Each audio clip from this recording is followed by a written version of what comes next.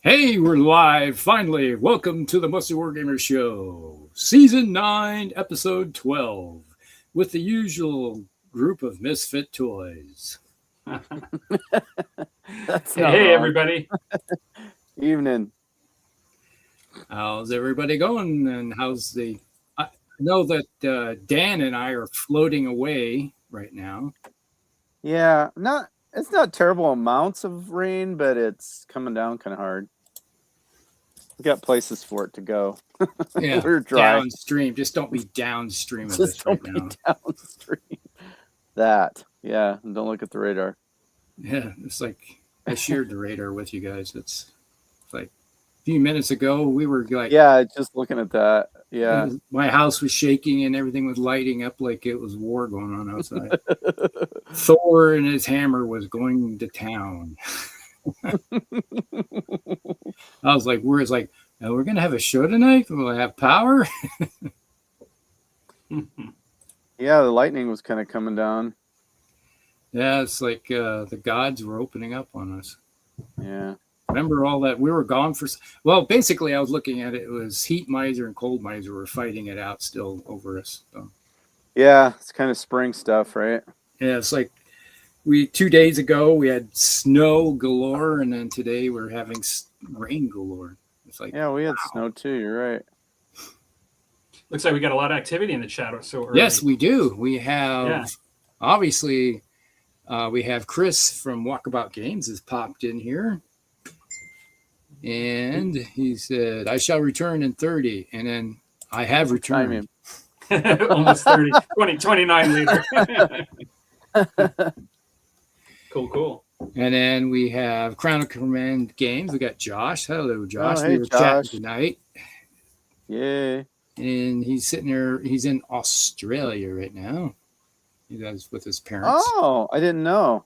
Yeah. Nice. So he had rush over there real quick.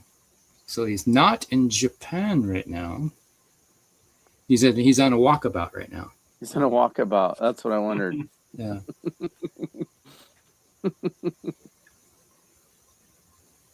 Yeah, so you have Walkabout Games talking with Crown of Command. He was on a walkabout. Yes. All right, so there we go. We got caught sort of up with the comments tonight. So how's everybody doing? Doing good overall. Doing good. Yeah, nothing too new with me going on that I can think of. Kind of just in a in-between period at the moment. But yeah, no, doing good. Are we doing our updates now, or are we just kind of doing a pre-update? Well, if you want to go delve into your updates or do the pre-update. I haven't been painting too much. Like, I actually just started getting back to my Titan. Like, I just had a bit of a period off from painting, and I've just got into the swing of things. And because I'm up to the point where I'm using masking tape and airbrushing some hazard stripes and different like contrasting colors on the armor plates, I'm not doing it tonight, so I'm putting it aside, and I'm going back to another one of my Test of Honor buildings and just working on that during the show. So working on terrain, Dan. Approved. Exactly. And so he's like, I approve of this message. As the message scrolls across the bottom, terrain. Why does it always have to be? And I haven't really had a game since our last show 2 weeks ago. I actually had a bit of time off with gaming too, so just been doing some other stuff. So I'm looking forward to getting some games in, like some, Test of Honor, Pillage, and Adeptus Titanicus is what I've mainly been playing, but so I'll have to be scheduling one of those in the near future. So pretty brief hobby update for me tonight. I have one thing I did do since the last show is I've actually been doing a little bit of home brewing, just mostly waiting because it's just a fermentation process. You don't have to do anything. You just kind of set it up and just wait for it. It's like watching grass grow. But I have I have a tonight for my musty drink. I'm already sipping on. This is actually like a regular hard cider. It's a still cider. It's not carbonated, but I'm drinking this. I also have a wine cider, which is like closer to 10%, 10 or 12%. I made it. I don't remember, something like that. And so I also made one of those. But then because I know this is going to go quick, as much as we talk about BattleTech and the fact that it's already kind of gone, I also have for later in the show. I got this. I think I've drank it once already, but it's just a really strong whiskey, locally made. I got it from a farmer's market from a local distiller, and this is just a corn whiskey. It's from the town of Tabor in Alberta, Tabor corn whiskey. And so, corn whiskey, meaning it's kind of like a bourbon can't be called bourbon because it's not made in the place that it's have not to made in Kentucky. Yeah, exactly. But it's basically a bourbon, made in Canada. And so I'll have a little bit sip on that later as we're talking. But yeah, like I don't have much to show just because this does look different, I think, since the last show. Oh yeah. Oh dang. I have that's awesome. Well, like I have like weapons and things, of course, that I'm working on as well. But all the plates right now, including the ones on the sprue that I've not taken off, are black, and I'm just going to be like spraying. I went out and I got myself, because what I've been doing is mixing a bit of ivory with Ushabti bone for my my whites, so it's kind of like an off-white. And I went out and I bought like a bottle of Citadel Air Ushabti bone. Because as you guys probably know, like white tends to be kind of thick, like, and things close to white, very granular. Yeah. And so spraying through the airbrush, it's easily clogged, and it's just not like the greatest color when you're putting in thick and diluting to work with, I find personally. And so I'm using a Model Air white, like that's actually like a model, like an airbrush air, like pure white. I'm going to be mixing it with the Ushabti bone air to get like a nice thin color, so I can spray and just do a little bit of the hazard stripes with some. So you're airing on the side of white. Yes, that's exactly it. So that's about it. That's me. Kind of short one today. Oh yeah, that was short.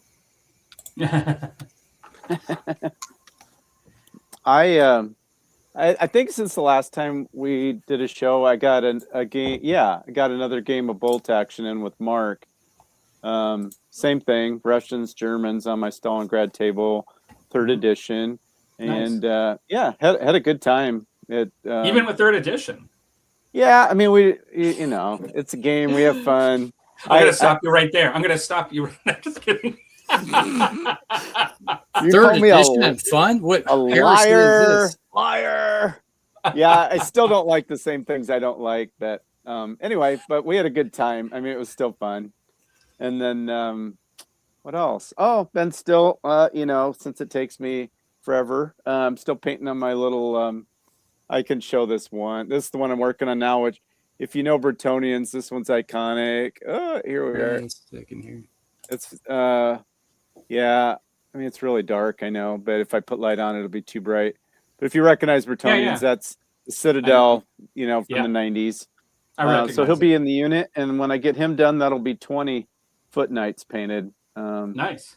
Yeah, so that's been good, working on those. Haven't had as much painting time because I've been getting into, and actually, I'm going to put this guy in with the unit of knights. He's also from 5th edition. A jester. He is. He came with what is it? Isn't it Giles? And he came with a knight that's like a minstrel knight, and he came. They came in a blister pack together. So I'm going to use him as a foot knight because he's riding his horse and it's perfect. So, I'm going to paint him, and then I've got this one left from Reaper Miniatures that I've got just primed white that I'll be doing him. So that looks really good. That's nice. Yeah. There's a white knight. Yeah, he'll be whatever. I'm gonna probably paint him since he's got the unicorn helm. I'll probably paint him to be like my Duke, just because that's his heraldry. So I'll probably do him fancy as I can, and that'll be the last dismounted Pegasus knight. Yeah, well, be my dismounted lord is what it'll be. Yeah. Would you ever use that way or not? But there was Werner Klonk. I don't know how you say it, but he's sculpted forever, but he sculpts for Reaper, also, and he's got a series. There's 7 of them. Those foot knights that I did get those for Christmas. They came. You could get them in a set, which I don't understand why they sell it in this big plastic case, even with foam inside, and there's just 7 miniatures in there. But you get them cheaper that way than if you bought each one of them separately. So I think it was for all 7 of them. It was like I don't know, $27 or something. It was less than $30. So yeah, go figure. I think that was even with shipping. But anyway, so they match in stylistically. They're a tad bit heroic scale, but it works fine. So that's is Rusty still there? Rusty, are you there? Yes. Oh, okay. For whatever reason below it doesn't show you anymore. I don't know. Okay, cool. I guess maybe it doesn't normally. Just in the console below, but maybe. Thought he got hit by lightning or. Yeah, well, I wasn't sure because of the storm. Is if you go to a single screen, it's only the host that sees everybody. Oh yeah, I think you're right because I never see anybody else when I'm. Okay, I'm never... no, that makes sense. Yeah. I guess I'm just. Yeah. Yeah. You're freaking out, man. Freaking out. But it's this homemade apple juice. It's got some mushrooms. I'm starting to hallucinate. You got some mushrooms in that juice there, pal. Yeah. Been getting a little bit into the farming thing, so that slowed me down some on my fun stuff. But I'm gonna have this. I'm getting really serious. Cough syrup? This is Kirkland sparkling water straight from Costco. Nice. That's good stuff. So anyway, that's kind of me for the week. 2 weeks. He's getting into the NyQuil again. That's good though. You could have just said it was like your rosé in a plastic bottle. I guess you wouldn't need to know that. This is my sparkling rosé for tonight, guys. I could have said anything. That's true. Wolfgang War Journal is in the. Hey, Wolfgang. Hello. What's up? I like his little image. Yes. Oh, Werewolves of London. All right, so I haven't got any games in this last. I guess it's been 3 weeks, hasn't it? Oh, that's right. Because somebody couldn't make it, we had to go 3 weeks. Had to postpone our show by a week. That's fine. Life got in the way. Yeah. That's what she said. Did you get any games in then, Rusty? No, I think the last game I had, it's been so long since we had our last show. It's like I had a game of BattleTech in, but I can't remember if it was before our last show or after our last show. I see. Like, I'd have to look at my thing and it's like, when was that game? I know, you do lose track of time anyways. Yeah, it's like life gets in the way and you're like so busy doing stuff. I hear you. But I have got back into the habit of putting paint on miniatures. Yeah, saw you've been making some serious progress. I mean, actually enlarge myself. Blow it up. Oh no, that's a bad word tonight. Yeah, we got Dwarven Warriors here. We got a unit of 28 Dwarven Warriors being escorted by a BattleTech miniature. I had to throw that in there just for Palmer because he's drinking a lot. Yeah, that's right. He's drinking a lot. People seeing the thing reduce in my glass quickly. Yeah, this would be the unit I started back in January. I thought they'd been sitting on your desk forever. They have been.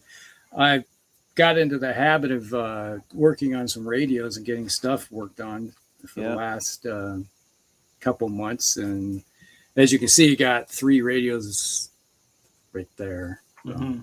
Oh yeah, I see them. More of them on the other side, all operational, ready to play with. Good for you. And then this is the one that everybody loves, the eye candy piece.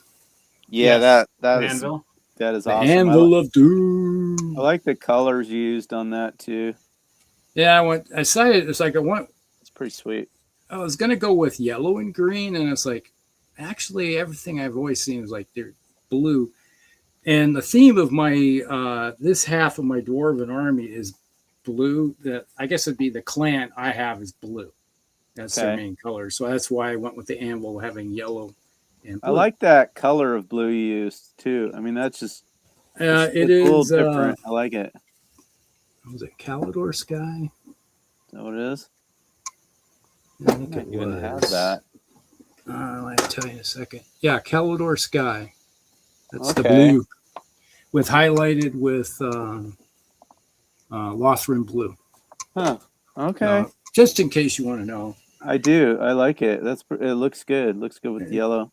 It gives a nice little depth. And then the yellow is your basic Euro yellow. Oh yeah. And then I put a wash of, where's the yellow? It's more of an orange. Used a wash of, how do you pronounce this? Cansordora yellow? Cansandora? And it's this stuff. Cassandora, I think maybe. Yeah, Cassandora, that's it. Okay. Yeah, I've seen that. It's kind of a yellow orange, so Mhm. that gives it that depth, and I put that over top of it, so it's kind of a nice look. Yeah, it looks awesome. He's going to look nice on the table. Yeah, he is. And then I have a couple. I have to put some paint on these guys tonight. What do you got? A couple more mechs or whatever. Couple more mechs. So Marauders? 100-ton king crabs. Oh, king crabs. Yeah, I was gonna say that. King crabs. Yep. Mm-hmm. Very crabby. They're very cranky crabs. So, and the drink Has of lemon juice. I'm going with some rum. Oh, nice. approved. Yeah, Appleton Estate. Yeah. Yep, a little bit of Appleton Estate tonight. There you go. Nice scent. A wee bit of rum tonight. A wee bit. There we go. Oh yeah, I watched. Speaking of wee bit, I watched the first season of House of Guinness on Netflix. There's 8 episodes. Yeah, I did. Cool. We've been to Ireland, and my daughter studied a semester abroad over there, so it's just kind of, I mean, we know a little bit of the history, and we toured Guinness, and it was just kind of fine. It's fictional based in reality, so I mean, it's not necessarily a documentary of any kind, but still enjoyable. Reality fan fiction. Yes, that's basically what it is, but it's based on real facts at least. Sorry, interrupted. It's kind of like the Vikings show that I like. Is also I would characterize kind of like that. Yeah, nothing wrong with that. The typical Viking show that we like watching. Yeah, the one called Vikings. Yes. Yeah, it's not really like pure history, but it's based in You got a kernel of reality, truth. That's the story itself is, who knows, could have been, sure, but it's very intriguing, and it's like that it could have happened that way, but yep. The names have been kept the same, and the story has been changed to make it more entertaining. Yep, that's basically right. Well, there's also like the mysticism aspect too, right? Where they kind of do hedge into that a bit. Then there's the other one.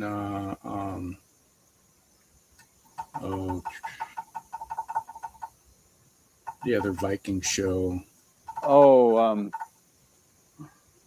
It's the one that I know which one you're talking about on Netflix, because I'm not really a big fan of it. Most people are. It's an older one?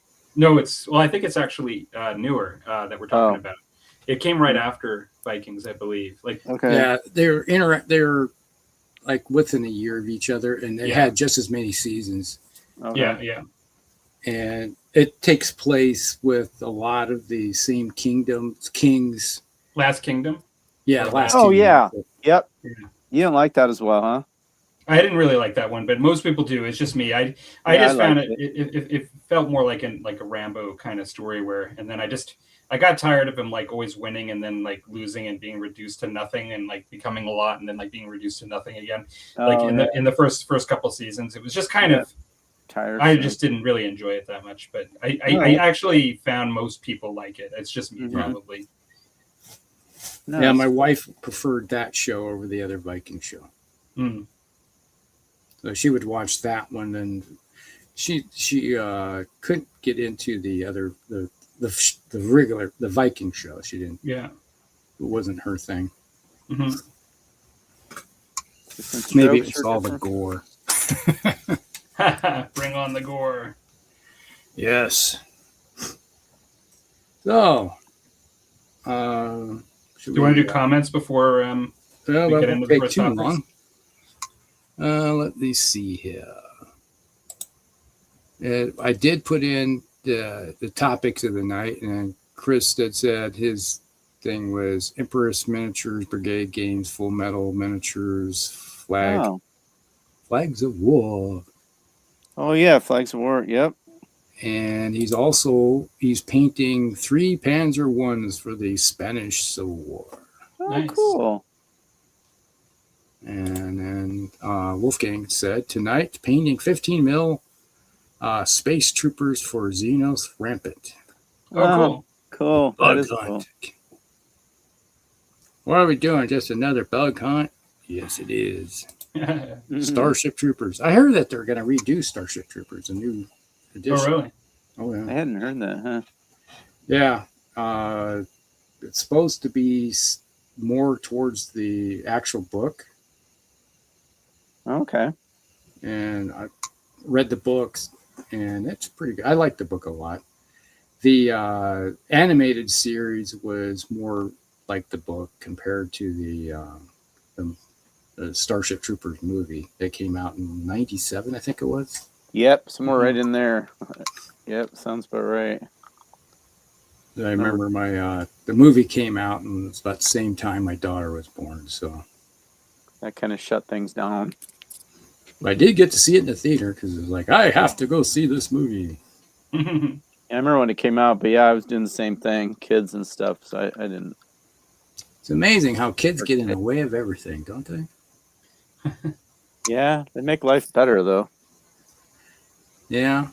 I did spend the afternoon with my son, so looking at stereo stuff. Otherwise, you'd been standing there by yourself. You know, this kind of thing that Palmer would enjoy doing. Yes. I like too many things. Yeah. My whole life is jumping from one thing to the next. As I always say, there's never enough time in a day for all my hobbies. Yeah. Yeah. That's what as the weather gets nicer, I've been jumping into my other hobby too. Trackers. Yeah. I was actually working on that today again. So during some 1-to-1 scale, 1-to-1 scale modeling. Yeah. Yeah.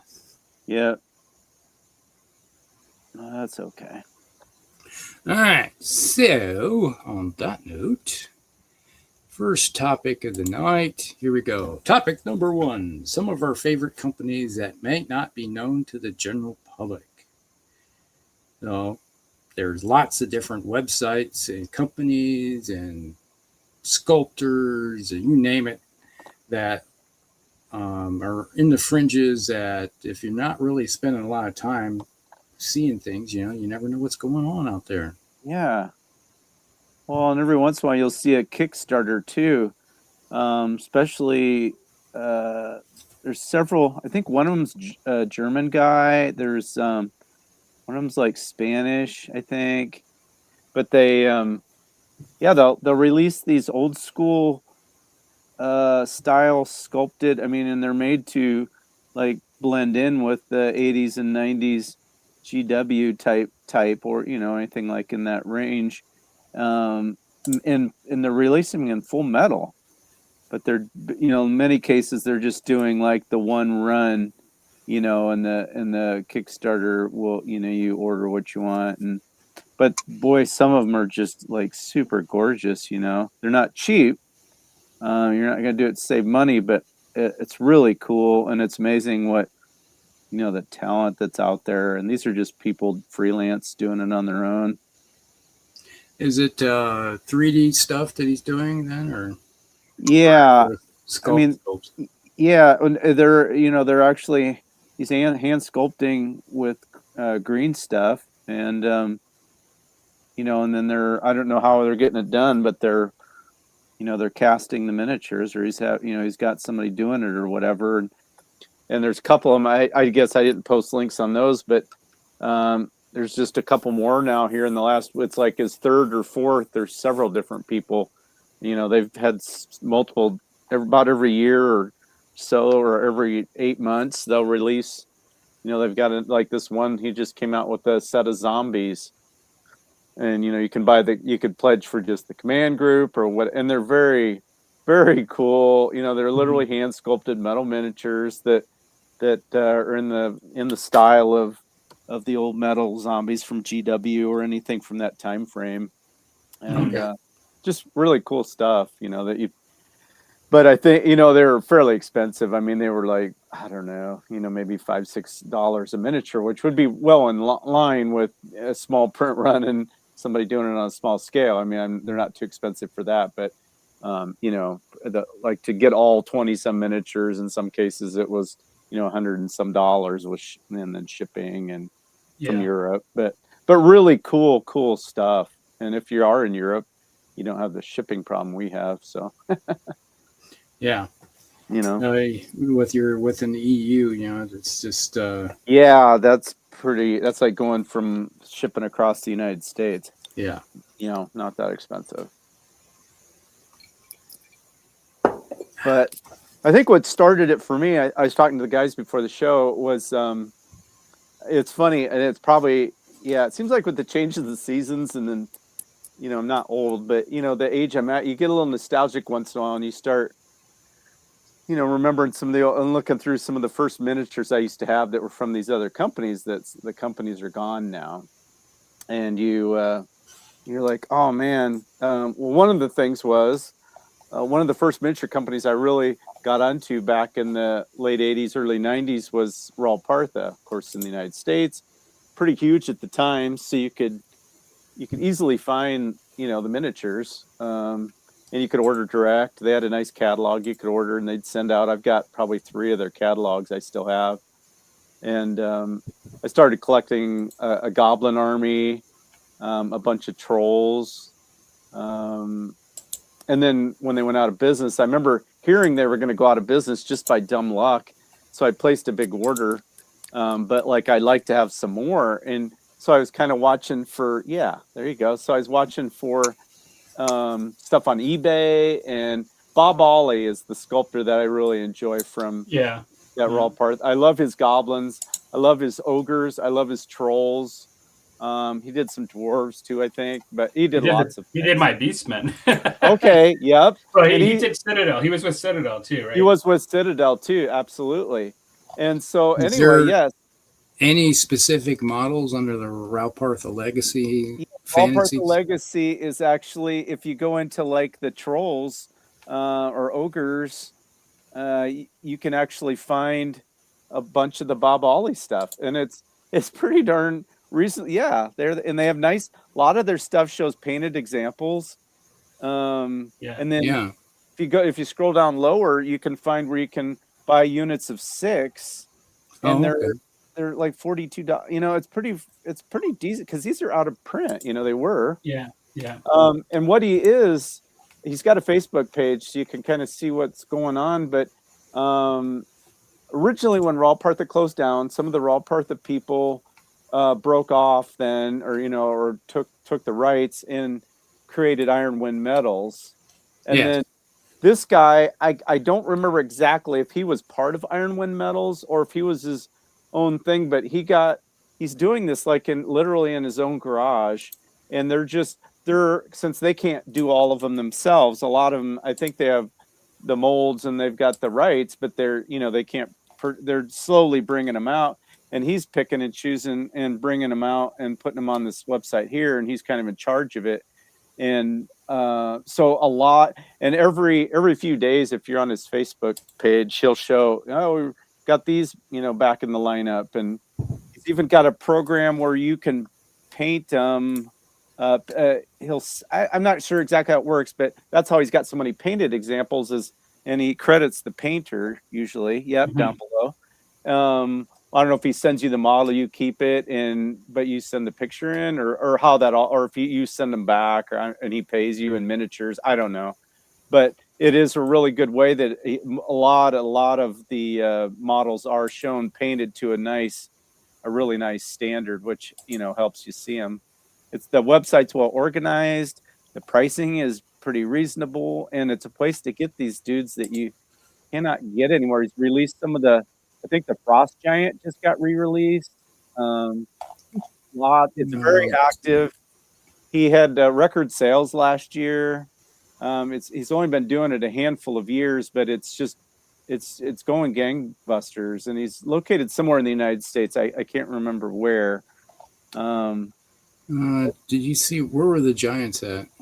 I know. Let's see. What would it be called? Lizardmen, Wing Lords, Ogres, Elves, Gnolls, Beastmen, Fishermen, Undead, Orc, Hobgoblins, Eldritch, Forge Doors. I don't wonder if is there another? You got to back out further, maybe. Is there a section that says monsters? Yeah, that's what I was wondering, if somewhere here.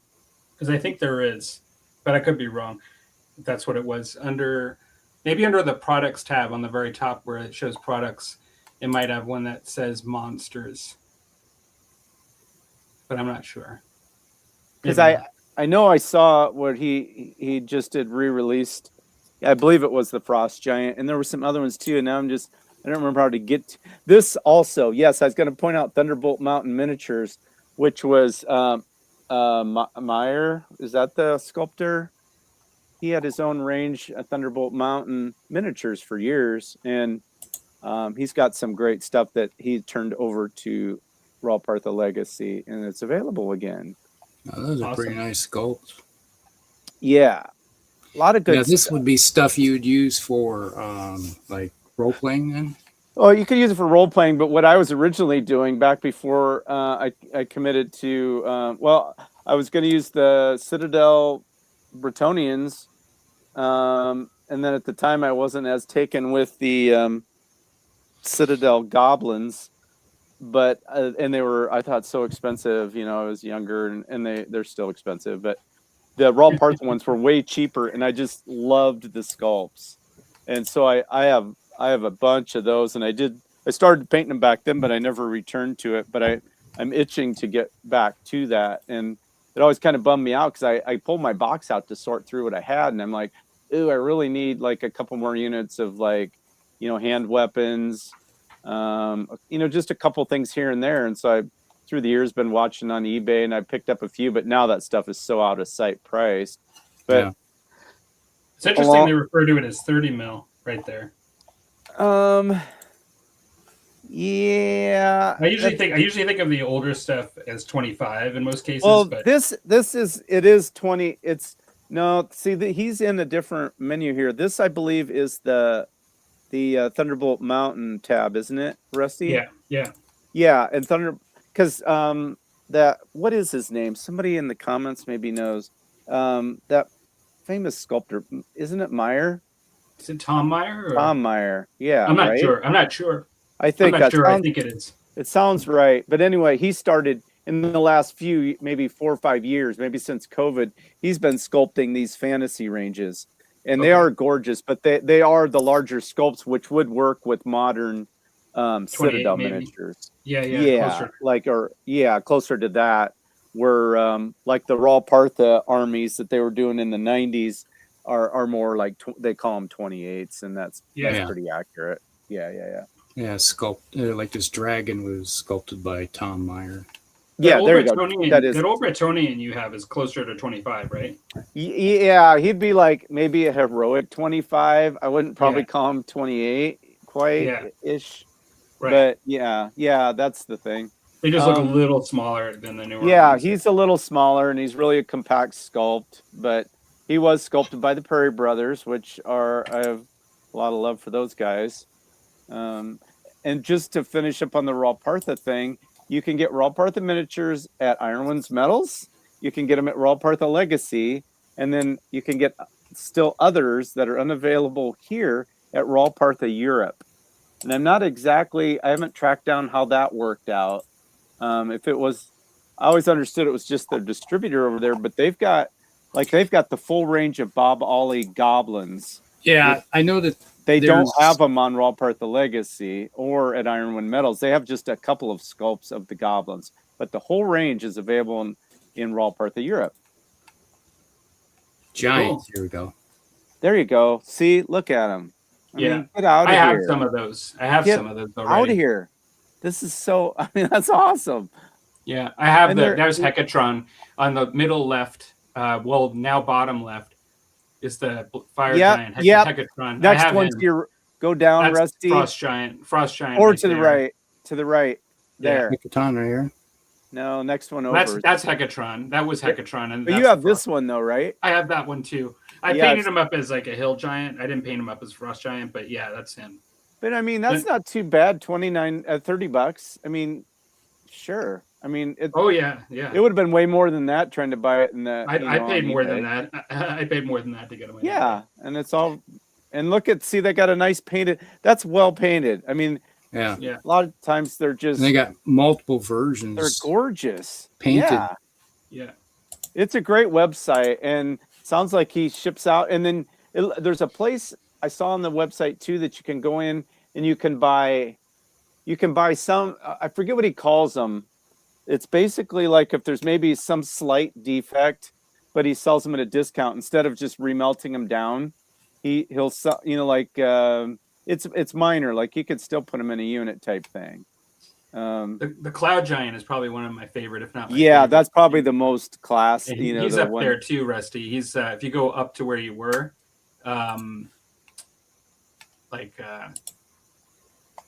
just up. Yeah, keep going. He's like in the center of the right there. Center of the page on the top. That guy. He's like classic. Awesome skull. Yeah. Yep. I remember him being on the front cover of the Rawlpartha catalog one time. Absolutely. So anyway, I just thought this was a good one to share too, because I just found out about Rawlpartha Legacy like literally last like summer, because I was searching around for some old Rawlpartha sculpts on eBay, and they're crazy and you can't find them. And then somehow it popped up on Facebook or something, and I was like, what? And it's a great website, great to navigate, painted miniatures, pricing's good. I'm not seeing my Rawlpartha hill giant. Well, and I can't say that he has it or not, but he's bringing stuff out literally every couple days. It could be. It might be part of the Europe. Could be Europe, and it could be Iron Winds too. Yeah. They have a bunch of stuff, and I don't know how they divvied it out exactly. Is it the female hill giant or a male hill giant that you're talking about? Because I have a female hill giant that was Rawlpartha too. He's part of my orcs and goblin army now. Mm-hmm. Okay. But a lot of cool stuff. Yeah, absolutely. Oh, here's something cool. I have that one. I got two of them behind me. Like in the shelf behind me, but those are awesome. Yeah. How tall is that?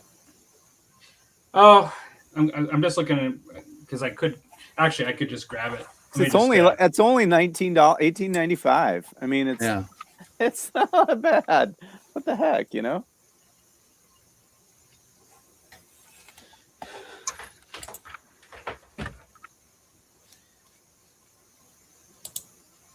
I used to spend hours looking through the Rawlpartha catalog too. It was just so there. That's kind of how big he is. I'll put that's like a nice size. That's a nice chunk. This is like a Julie Guthrie elf. Yep. Yeah. See how that's? I mean, it doesn't have to be literally 18. But the sculpt, the sculpt on this is just incredible. It's awesome. Yeah.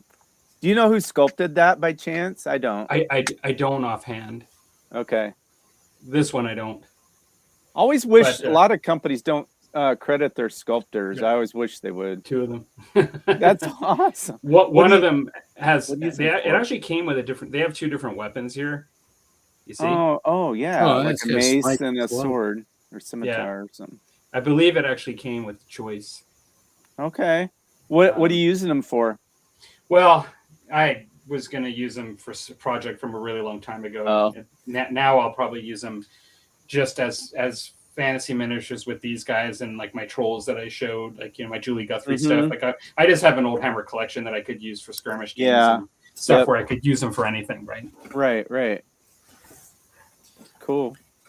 Yeah, I could spend a lot of time just tooling around this website. Oh, I've spent hours. It's just, and it's so easy to navigate. It's just a lot of fun to look through, and yeah. But it's nice to know, like, if somebody, you know, has an old miniature they used to want, or they want to build Warhammer Fantasy Army that's not Citadel, or they want to bulk out an army they used to have years ago and didn't, you know, and you can't get them anymore. Maybe you can. So. Yeah. Looks like Simon has joined us in the comments, just everybody. So, oh yeah, hey, Simon. Or otherwise known as New Squalor. Also, AKA. Oh yeah, RAFM. And you can get, who is it? Maybe he knows, Chris.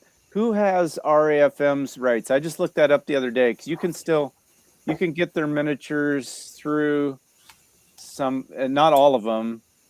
Is it Rawpartha Europe, or if you know, let me know, because I was just looking that up, but that's another old company. Or is it somewhere in America now? I just was looking at that literally like a week ago. Oh well, I'll think on it, or I'll look it up on my phone in a bit here. But yeah, I think it might have been. Yeah, I don't know. But that's a great site, and a cool bunch of, can't get more old school than Rawpartha, I think. At least, I don't know worldwide if there's thought of that same way, or if it's more just because I'm in the States. Yeah.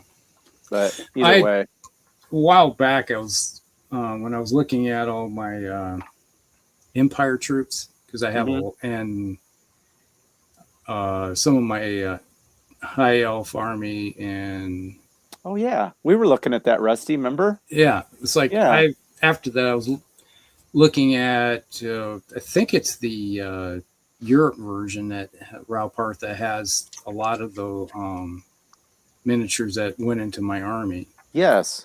And I was like, man, it'd be kind of nice to buy a couple more, like 4 more blisters to fill out the units. Then, because back when I first had them, you didn't need a lot of miniatures to play fantasy. Yes. Right. Compared to now. Yeah, even back to 5th edition, the armies were half the size. Yeah, I'm tempted. I'm kind of hoping to wait until we get our shit together and we can order stuff cheaper overseas. Language, sir. Sorry. Trying to not lose my lose my cool there. All parts of Europe got a bunch of battles there. Let me look at what was in that rosé that you're drinking. Yeah, the Costco really kicks a punch, and the Costco rosé sparkling water. Your gin spiked rosé. Okay, yeah. Chris says Rawpartha has them. I saw them on the page you guys were looking at. I think it happened last September.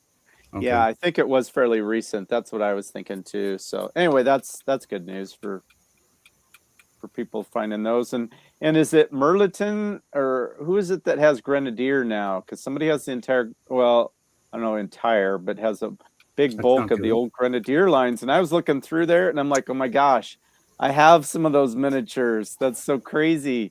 And you can buy them again. Yeah, it's like we used to have Grenadier models to play on D&D campaigns. Yep. They're 25 millimeter for sure, though. Yeah. I have a lot of them that I've thrown into my different armies back in the day, because they got swapped in. It's like when I started building my fantasy armies, like, well, I got all these miniatures. I might as well put them on and just rank them up so they could play with them. Make them useful. All right. Cool. Classic stuff.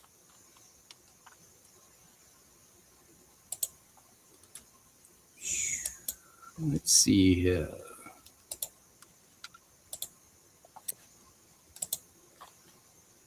Yeah, I see that now. Okay, so all right, I'm gonna throw one of these in here. Let's kind of rotate around who's sharing what. What do you got there? I can't quite read it. Splintered Light. Splintered Light Oh, miniatures. These are call. 15 mils. Yeah, I have those. They are nice little miniatures. Right now, they got a spring sale going on. I always get emails from these guys saying, "Hey, we got a spring sale going on through the 19th. Get 20% off virtually everything." So, yay! So if you want to know, splinteredlightminiatures.com. All right. Is that regardless of order size, or you have to spend a certain amount? Let's see. Use the Spring 26 coupon. All right, at checkout, you get a 20% discount. I think it's just awesome. Off with a total order. Okay, I didn't know if you had to spend a certain amount to get it qualify. Sometimes, yeah. You know? Typically, if you're going to order stuff, you might as well just go hog wild with it. Right? Oh yeah, make your wife really question your choices. Perfect. It's like I question my choices in marrying you because you just want. Oh, my wife questions it on a daily basis. Here's some interesting little guys. Oh yeah, those are interesting. Those are super detailed. Yeah, and they're 15 mils. They just. I know that blows my mind. Is like how detailed they get into it. So how did that? What size? Oh, go ahead. My Frogmen, like the stuff I was doing for AD&D Battle Systems, Splintered Light, like my Lizardmen and my Frogmen.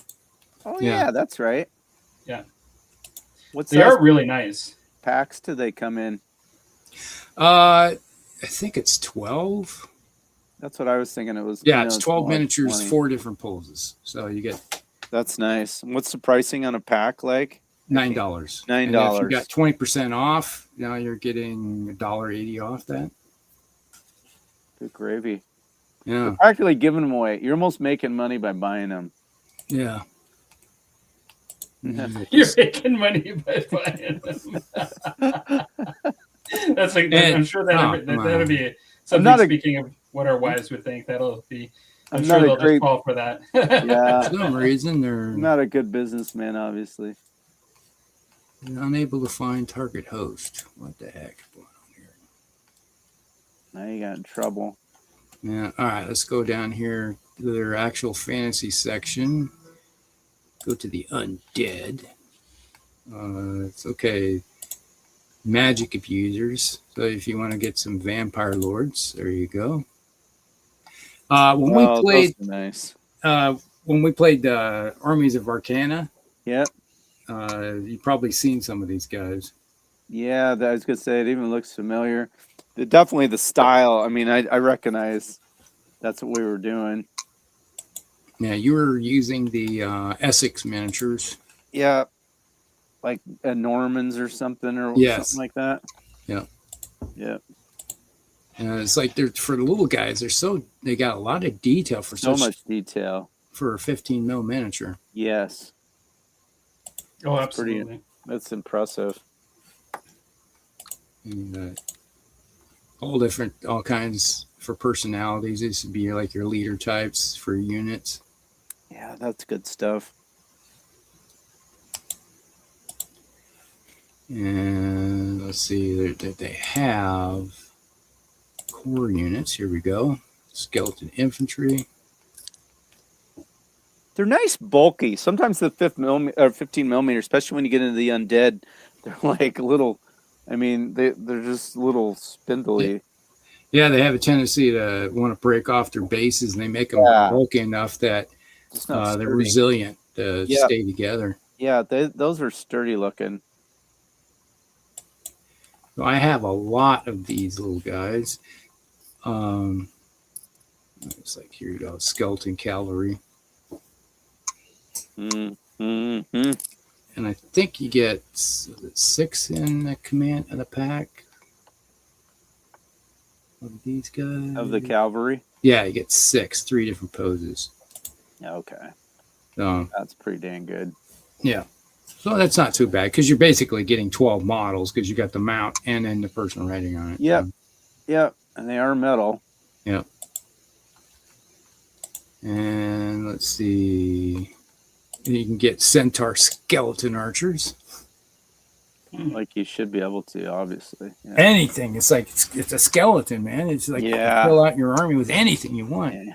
It's pretty awesome. They have some that you can buy like individuals, like together, and like they're like role playing kind of almost situations, and then you have some where you buy the army. But they actually have like, if you look on the left, I'm trying to remember, they have fantasy, but then they also have and I don't know if it's backed out one further, but that says 28.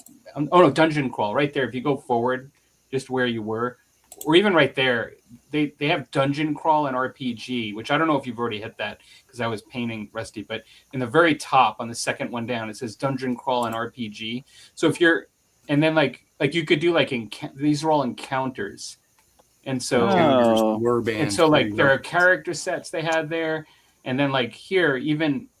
There's like the Hobgoblin Warband, like on the top right hand second row. So that's like a warband of Hobgoblins. You get 24 miniatures, 15 unique poses. $1 a piece. Wow. 15 unique poses? Yeah. Yeah. That's pretty cool. That's but like cool. you also can get like literally a character set where you get like all different poses. Yeah. Like if you want like a wizard and a thief and a warrior or something like that, like, you know. Cool. It is very cool. Like, yeah, they have a lot of cool stuff. Were they based out of? I forgot. I thought it was U.S., but somewhere in the US, right? I think it's Georgia. Yep, Georgia. Yeah. Okay. Pretty cool. Yeah, I've that's made a lot of orders from these guys. Every once in a while, it's like, okay, I want to build another add to my army. Yeah. I just make an order like, you know, $60, $70, $80 and get a bunch of miniatures and paint them up.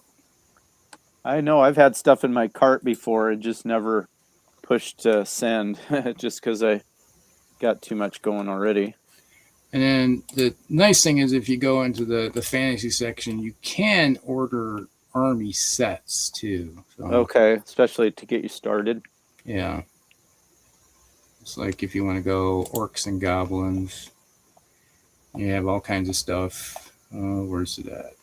Typically, you can just order an army set, or at least they used to, where you could get like 60 models or something. Yeah, like that. and a mixture of troop types. Yeah. That's cool.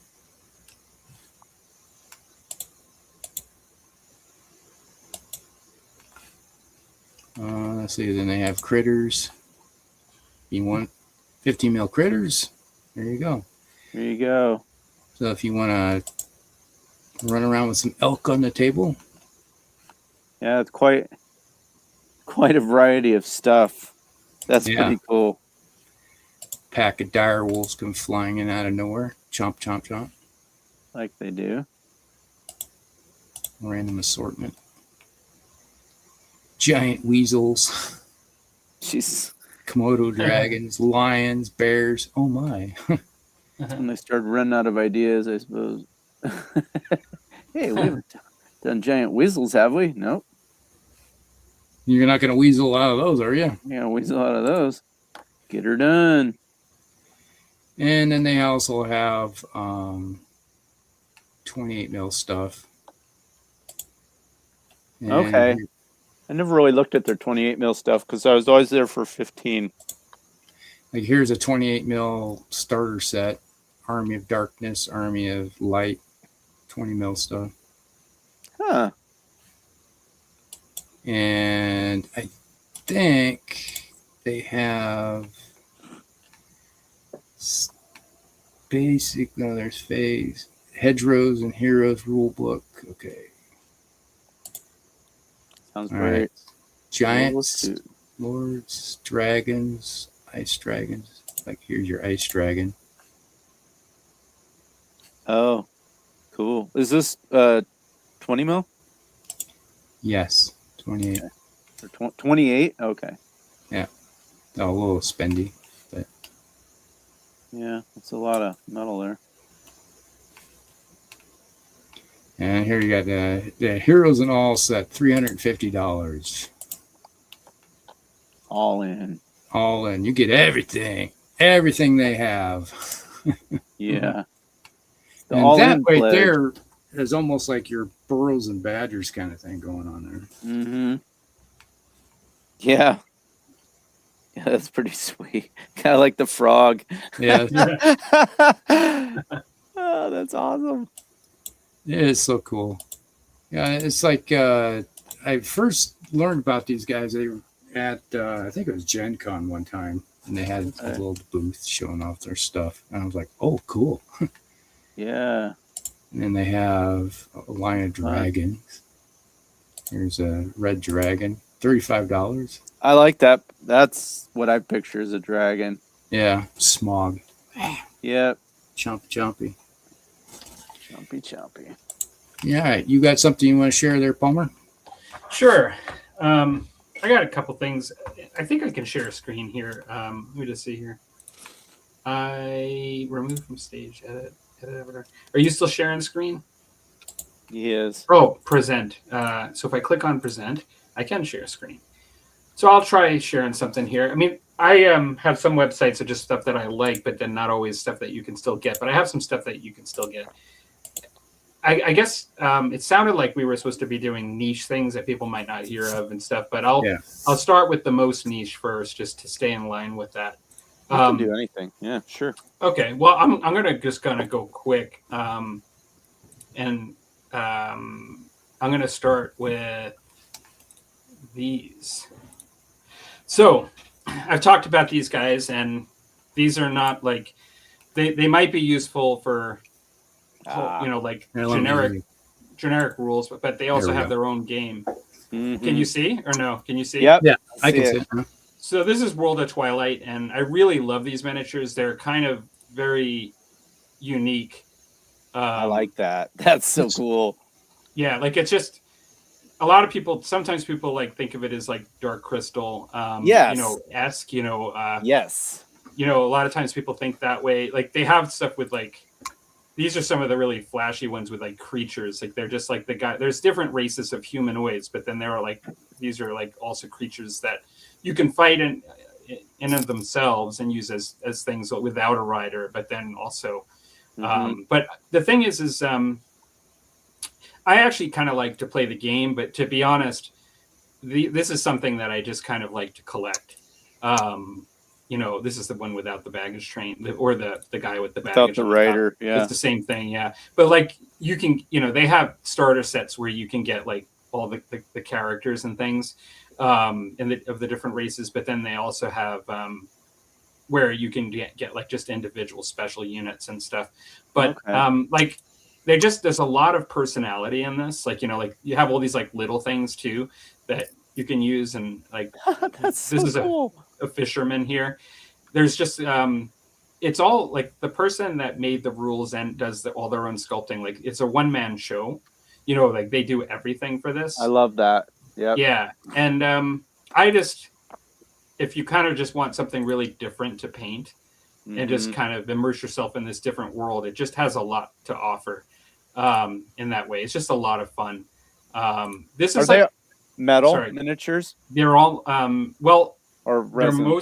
They're mostly all metal, but there are some of the creatures are in resin, the bigger models. Yeah, okay. And I can't say whether recently with the new things they've moved towards resin, but last I remember, because it's a smaller company, everything was metal with then resin for like the bigger things. Yep. This is sort of like a more typical character. Okay. One of the first characters, like when they first started making them, but then like these are some of the later ones. And like here's another. These are like I have this one. These are like bad guys, but they're just very cool. And that is cool. Yeah, I really like them. Like this is like I love the creatures too. Mm-hmm. Yeah, I just find it very cool. And so so World of Twilight, very cool. You guys probably this would be one you guys I think are aware of this, but maybe for newer viewers that are watching this, I'm a big fan. Can you see my Minden miniatures now? Fife and Drum miniatures? Minden miniatures? You're gonna have to share that. Yeah, you have to switch, right? Yeah. I think so. For my presenting, I now let me see if I can just switch to a different screen. You want me to remove this one? Sure. I think I could just do it. It says stop presenting. So let me just, or have you already done it? No, I can. I'll remove this. I've stopped. Okay. So now Okay. I'll share fife and drum, which have the Minden line, which is kind of what I really like. And so you can get fife and drum. They do American Revolution, and I do a lot of the 7-Year War for my Brits and French that I do for French Indian War. And Richard Ansel is no longer with us. He's passed away, but he's done most of the sculpting for all this. They do have, I believe, other sculptors that sculpt in his style that they're continuing the line. But my British that I've done are, essentially these sculpts, and my French, and I just really do love them. Anybody that's kind of watched my channel or this show like for any period of time, I think knows that. But they're definitely more of a niche line. If you're interested in those periods of history, very different than World of Twilight. This is like really switching gears. Right on. These are ones that I actually have to paint up next. Like I have like a big unit of Highlanders to paint. No way. Are they still releasing miniatures for these? I haven't looked recently, but I believe they have. Like they do occasionally just splash their ranges with like a new unit, and like I said, they had some sculptors that were helping out. And I don't know if the Crantera is another group that they sold their website and some of their lines, but like they had like sculptors that were sculpting in the same style of Richard Ansel to keep the lines compatible, active, and so those were different things that I definitely like. And let me see if I can just now stop sharing this one. What else does Fife sell stuff in just packs, or do they have army sets too? Trying to remember, they're almost all exclusively packs. They don't really have army sets, but they do have some bigger units. Like they have some that are bigger, but they don't typically have too many where you just buy a whole army. They may have changed that over time. I haven't explored the website in a while because I bought a lot at once, and so I'd have to really look. I guess another one that I really like that is a little bit bigger of a company, but I still don't think that everybody's heard of them, is Footsore Miniatures in games. Yeah. And so if you're into historicals, you may have heard of them. My next project is like, this is a starter set it's meant to be for Saga, but of their Vikings. And I really love this line for years because they have 2 lines of Vikings and this is their older version. And I've really always wanted to paint this up, but they actually, I have like about 40 to 50 miniatures to paint up for Viking Force, for Saga, and things like Pillage and stuff like that. I really do like the sculpting. Who does their sculpting? Do you know? Is it Paul Hicks, or does he do not? He is one of them and I believe he may have done this line. It's possible. I think he's the one, but I do think that because they also do Test of Honor, that they actually have another sculptor that does that line, and I believe he's European, which would make sense because this is in Britain. Yeah, I think he's UK. He might be Spanish or Italian. I'm not sure, based on his name. But actually, I actually pulled it up earlier, but I don't know. Anyways, offhand, I don't remember his name, but I do just really enjoy the sculpting that comes out of the company, the sculptors that they have.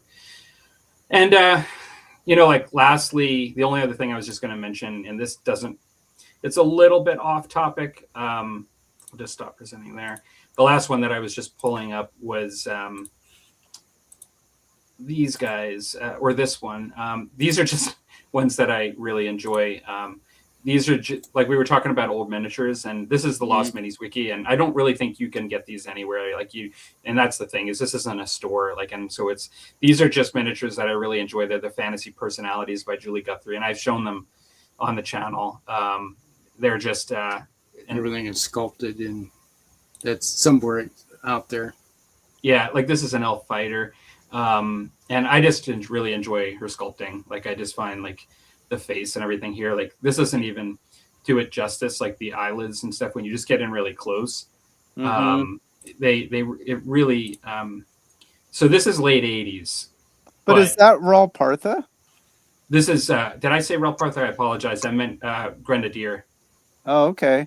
That's what I meant. It's Grenadier. Because Grenadier, yeah, that stuff's available somewhere. I know, but Grenadier's done a lot of miniatures over the years, and I would love it if you could show me that like the sites you were talking about have these. Yeah. But anytime I researched, these particular ones weren't available. Okay. But I do know because when Grenadier got, they got all split up, and they gave their rights to lots of different places.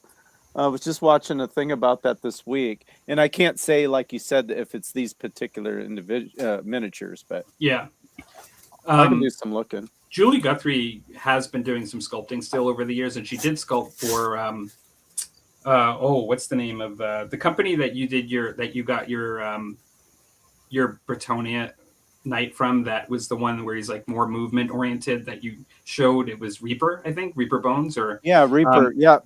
Julie, I thought that Julie Guthrie did some work for Reaper Bones, but she has done some work over the years and recently.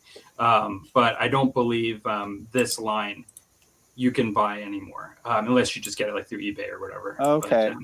But I just really enjoy it. It brings me back. It's very nostalgic for me. Oh gosh, yeah. I just really, really love it.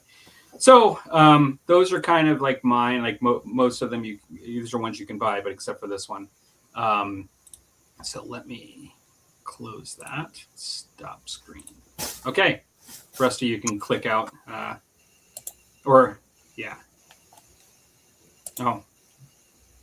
cool. Those are good. Yeah. Those are kind of cool.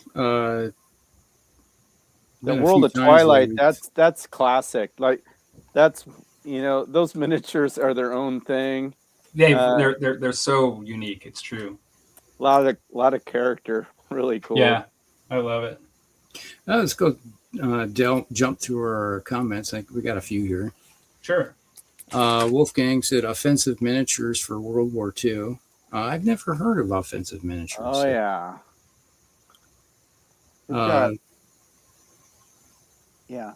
I've got some stuff.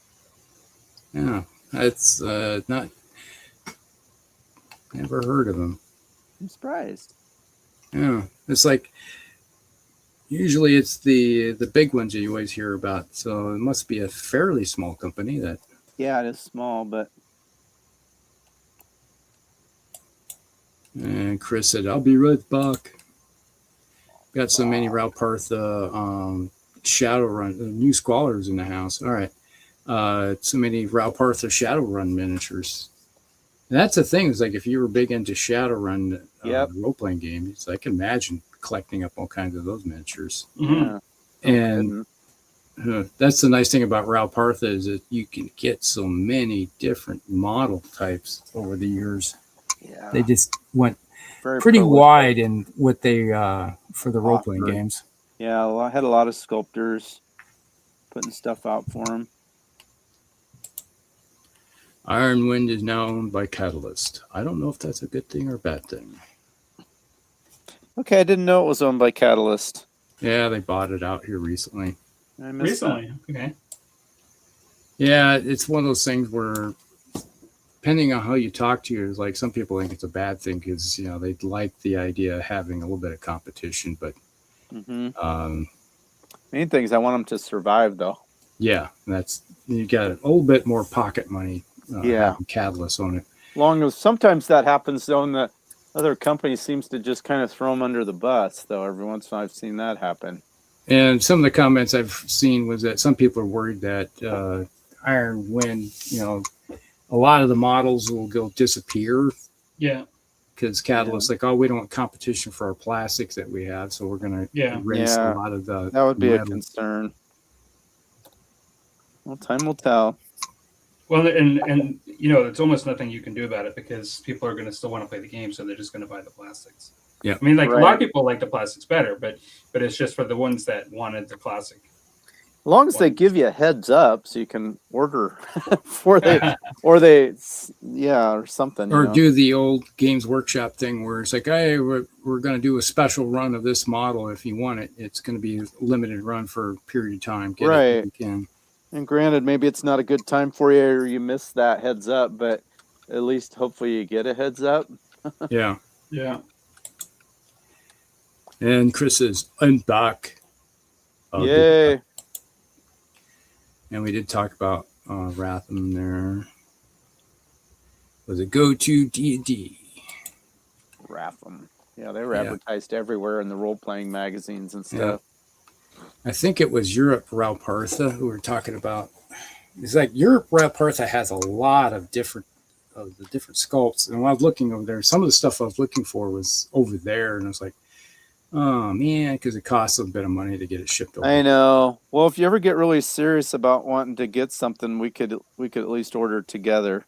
Yeah. I've got some stuff I'd be tempted to do as well. So snag up a few things. Yeah, at least we'd share the shipping. Ralpartha Europe had a bunch of Battletech Clan Unseen before Catalyst started pumping them out. Oh. Yeah, that was the thing was that they had licenses for a lot of stuff. Ralpartha has them. I saw them in the page you guys were looking at. I think it opened last September.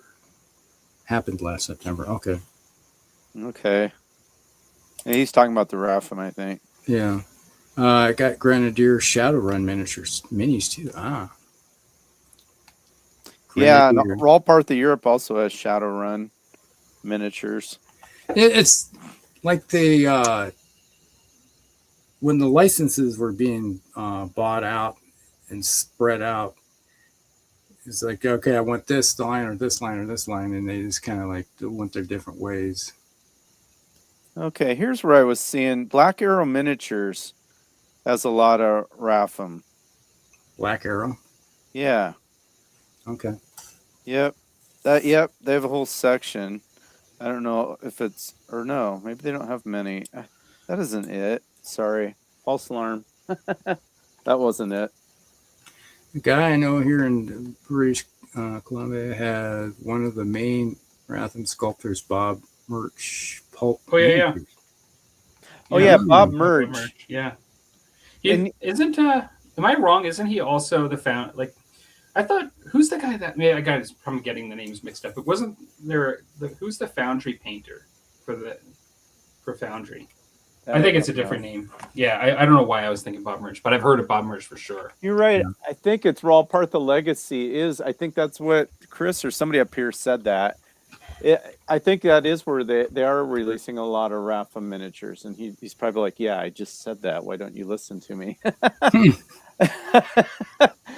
I was just looking at a lot of sites, and I now that I'm thinking about it, I think that because Bob Murch, they were like, oh, another Bob Murch sculpt's out, another Bob Murch sculpt. I'm pretty sure that was it. Okay. I mean, they're releasing. I keep an eye on that site. It's good stuff. Oh my God, old school website. Yeah, that's fun to look through, though. It's like, man, it's like you go back into the early 90s when I was really delving into getting into fantasy, building my armies. It's like you was talking to the shop owner. It's like, hey, could you get these? Can you get these? Could you get these? And he was ordering and was putting the stuff on the shelves. Because we couldn't get the old days Games Workshop stuff yet. Mm-hmm. Kevin Dalmore was the name of the guy I was referring to. Oh, okay. Okay. Sorry. I'm going to tell my wife that one. I'm making money buying more minis. I'm saving money by buying more minis. Yeah. I'm making money by buying more minis. Hey, it was all on sale. The more I buy, the more I save, money. right? Yeah. That's how that logic works. It's insane. Like, I remember my wife using that and her sister on her dad. We saved so much money when it was on sale. Yeah, but But you you need to buy spent it? money doing it. Yeah. Well, that's details. Attacked by ostriches, poor Aussies. If you understand anything about economics, my miniature buying is a sunk cost because it happens every year and I spend money every year. So when I buy these sale miniatures and they're less, I'm making money. Yes. Exactly. I don't see how you can argue with that. Because it's a sunk cost. If you understand economics like I do. Just use words like that too. People lose track of what you're saying. And you go into Econ 101 and it's like the econ teacher, like, I can't deny the logic there. It is stimulating the economy. So I guess there is something there. Love Footsore. Yes, Footsore. Yeah, Footsore had one of mine too. Trish, formerly of Games Workshop, does some of the monsters. Yeah, she does. That's one of the ones I sent to you, Rusty. The Harrowhurst line. She's got her own. She's been sculpting, her own stuff now, and it's her own Harrowhurst line, but Footsore puts it on their website. Okay. We'll get to that website here in a second then. That's Grenadier. Yeah. I think Guthrie sculpts for Reaper 2. Okay. Yeah, and I may have got those two confused at times because I follow both their stuff at times. I think they're both still sculpting, and I like both their stuff. I know that Trish actually does like the tree man for like the wood elves, like the classic tree man, and like a lot of those monsters. I really like her stuff, but and I don't really have I don't really have a favorite saying one is better than the other. I like both their stuff, but I have a really special place for me, nostalgic wise, in the Julie Guthrie fantasy personality and fantasy warrior line. Yeah, sure. They just for when I played D&D. Mm-hmm. And those are some of the first miniatures that I would buy. And I just love them. And I like my Brigade Games pulp miniatures. Oh, Brigade Games. Yeah. They got some nice stuff too.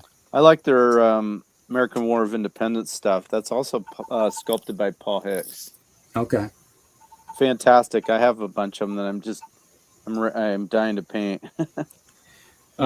With both colonials and yes, both sides. Right. A large part of that range, I think it's almost the entire range of American War of Independence, both sides on the Brigade Games site are his sculpts. Oh, okay. Yeah. Bob Murch is a great pulp sculptor. Okay. Yeah, we've caught up with the comments here. I'm going to go look here. All right. Gotta close a few things in my... Still have another topic to do, too. Yeah. It seems like this one's taking up our entire line. Which one was it you were... there's Oakbound, Footsore... Footsore. Footsore? Yeah. Yep. That was one that one of the ones I mentioned with the Vikings. Yeah, and that's the one that has the all right, where am I looking? Trish Carden. Let me do this here. It'd be easier to share the screen. Share the screen. And there we go. Share. All right, you see it? Yes. Yep, that's it. All right. Full screen. Where am I looking at here? You just got to get right there, right back left. Yep, that's her range. Okay. There. Okay, that was already on it. Yep. All right. So Quest Heroes of Athena. Whose are these again, Dan? These are Trish Carden's. Oh, nice. Trish and Allie Morrison. Yeah. Well, we were just talking about her. Yeah. Yeah, and she's done. There's the tree man. Yeah. Wow. I didn't realize you could get the old Citadel ones. It's not. It's she's done. These are new. This is all stuff she's done. Oh man, But it looks so similar. it looks just like the old. Yep. Yeah, it looks very similar. Yep. Oh yeah, I can see the differences now. I mean, it's different. It's very cool though. And she's it could go. You could put it right next to the other one; and they would match in next to each other. Like yep. Stylistically, which is her thing, and she did a lot of the creatures for Games. That's pretty tall. Yeah. Yeah, it's bigger, and I think this one might be resin actually. Yeah, I think a lot of the ones she did, it was under the Marauder banner within. Yes. Correct. Yeah.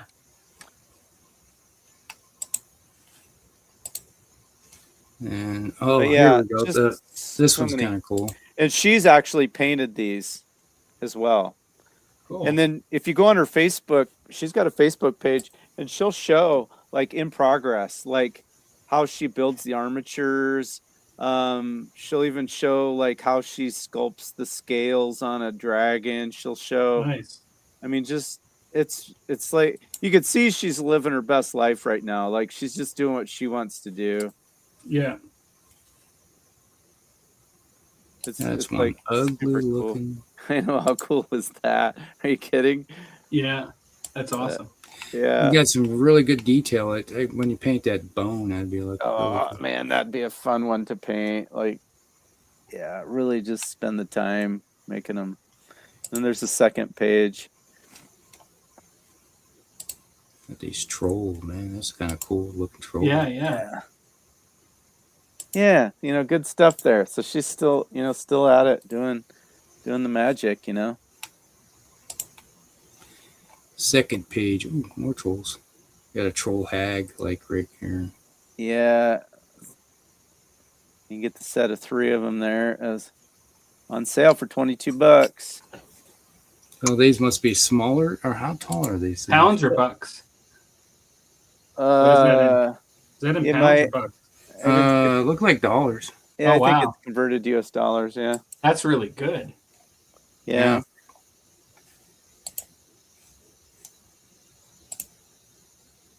Now, if they're made out of resin, it's cheaper then.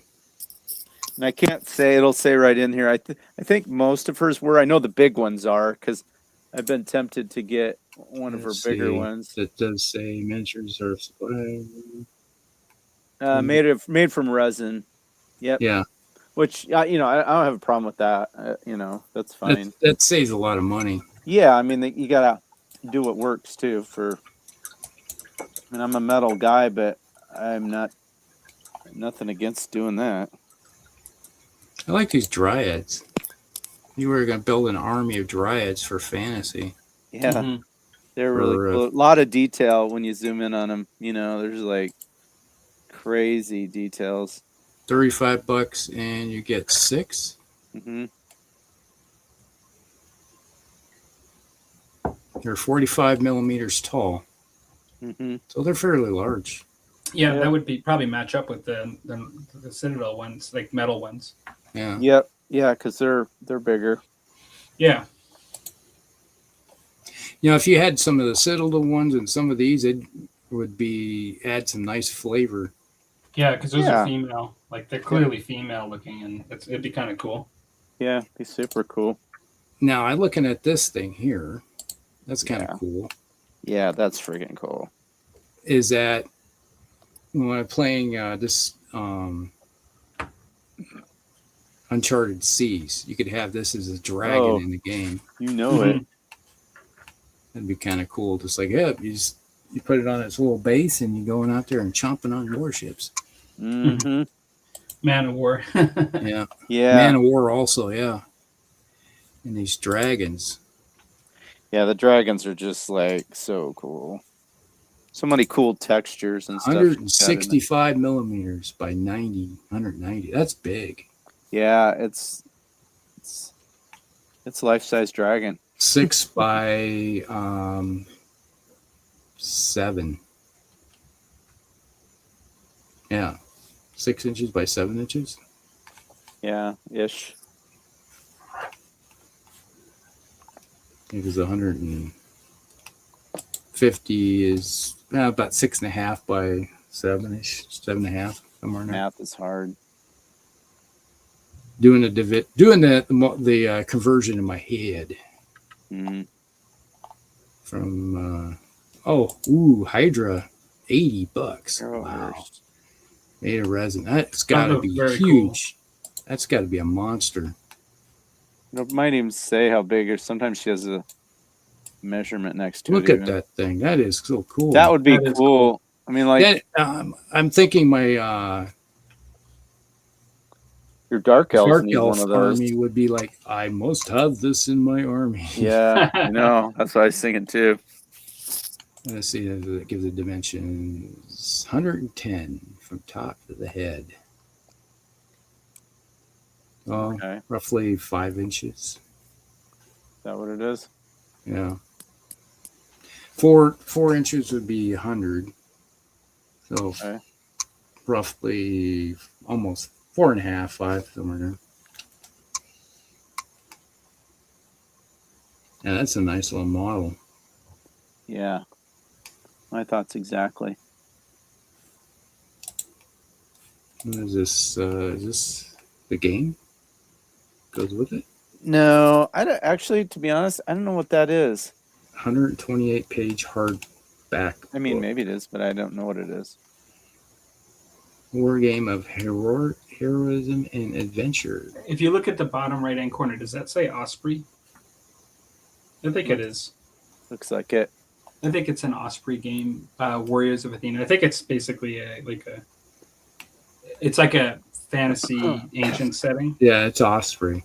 I'm not exactly sure why it's in that page, or if they've got some sort of a connection. You know. Well, it could be that this game might have those models in it, could be used for that. So it could be a direct connection, because that's something I did before. It was like one of my rule book when I wrote them was that I used other companies' miniatures and put them. It's like, oh yeah, you can put them on display in your rule book. You know, kind of advertising their miniature lines. There's a Cyclops, there's Minotaur, there's like the two-headed dog. So it all looks to me like Greek mythology is fitting. Yeah. A lot of it. So.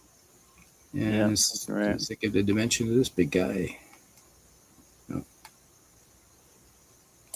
He's an ugly mug.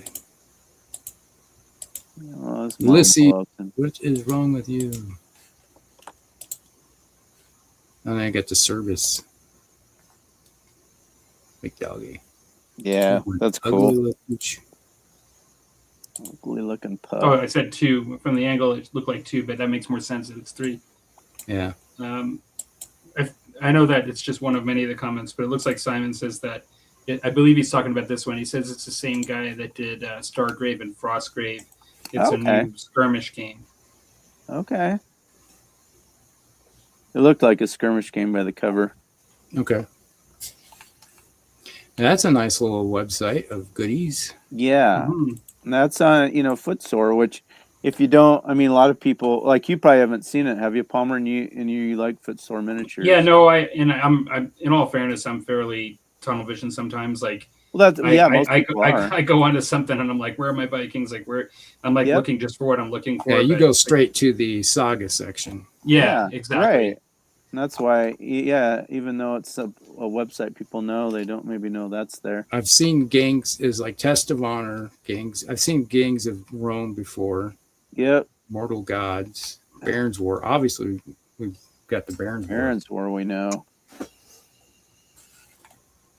And now we're on the 2nd edition. So. Yep. Hixley's Halflings. What is this? What's the name of it? Oh, there's a. Okay. Where are you at now? Oh, it's right next to Harrow Hits. It's Hixley's Halflings. See, it's like good. That's like you can buy a whole freaking army of halflings. That's pretty cool. Why wouldn't somebody want to do that? That is cool. There are so many cool halfling models around now. Look at those things. That would fit right into an Empire army. Look at that. Yeah. Oh my God. That's so awesome. That's so cool. There's somebody doing them where they have them. They're like riding ostriches and stuff. Yeah. Oh, I've seen those. Yeah, that's kind of. Well, that's the one where the halflings go against the goblins. Is that the one you're thinking Yes. about? Yeah. One of my friends has that. It has a kind of a cute name. It's called like Half Tilt or something. Yes. Or, there you go. Full Tilt, or I don't know. Oh, like something that. like that. Check these guys out. Halflings on goats. Yeah. That's yeah. awesome. Armored knights on goats. I would be so tempted to do that if I have 100 other things.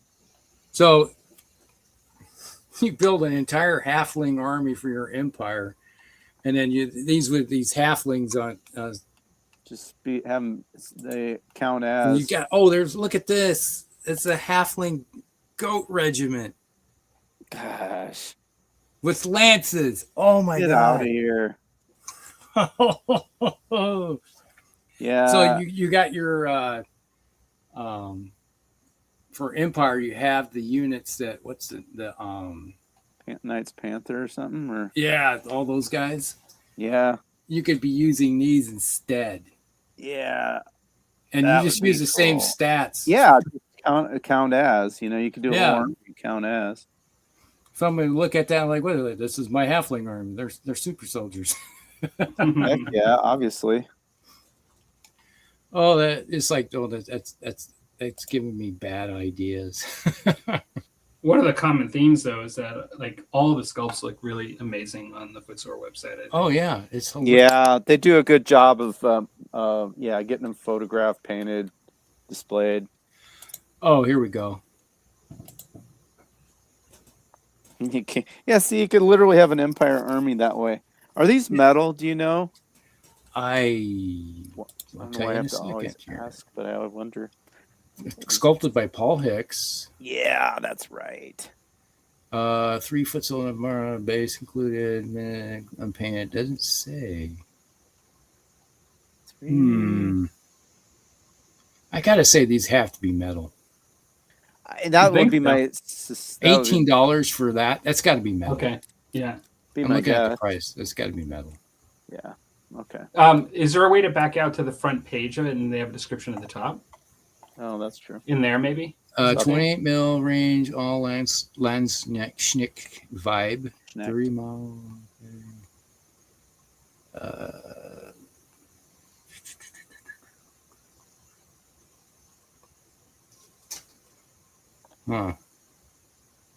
I don't see where it says what they're made at. But with that price, they have to be metal. Yeah, that'd be my guess. Well, that'd be even better. You're looking at this little army right here, $90 basically it's on sale right now. So, when you place in your order, exactly. You got halfling handgunners. Jeez, man. Wow. So basically, radios their is that? handgun is a pistol in the hands of someone else. How many radios is that army going to cost you? Here, hold my beer. Let me calculate how many I need. You get how many models comes a pack? So you probably get four models for $12, so $3 a model. And you're gonna need a few handgunners. Oh, here's your great swords. Halfling great swords. And they're barefoot with fur. Oh my god. Seriously? Yes. Oh my god, those are so cool. So yeah, 4 for $12. That would be something. It's worth like it.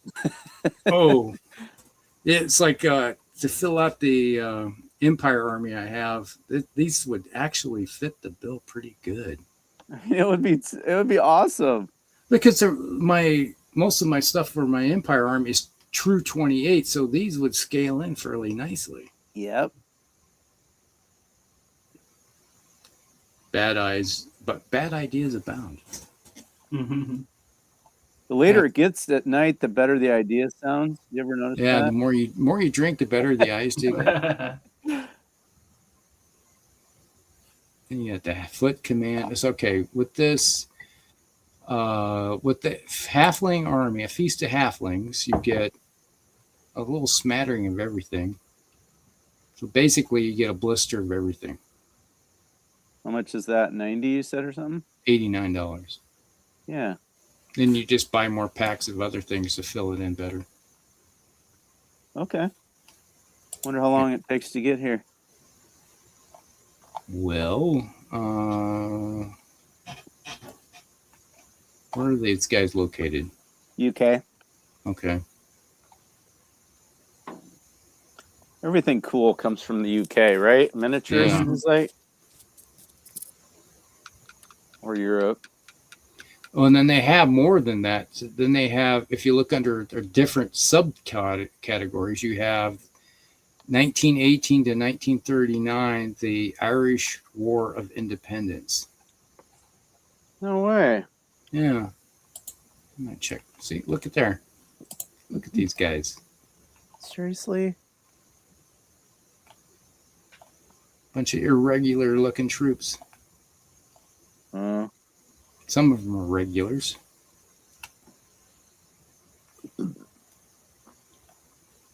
Man, I didn't know they had that. I did know about the halflings that Paul Hicks had done, but I kind of had forgotten about them.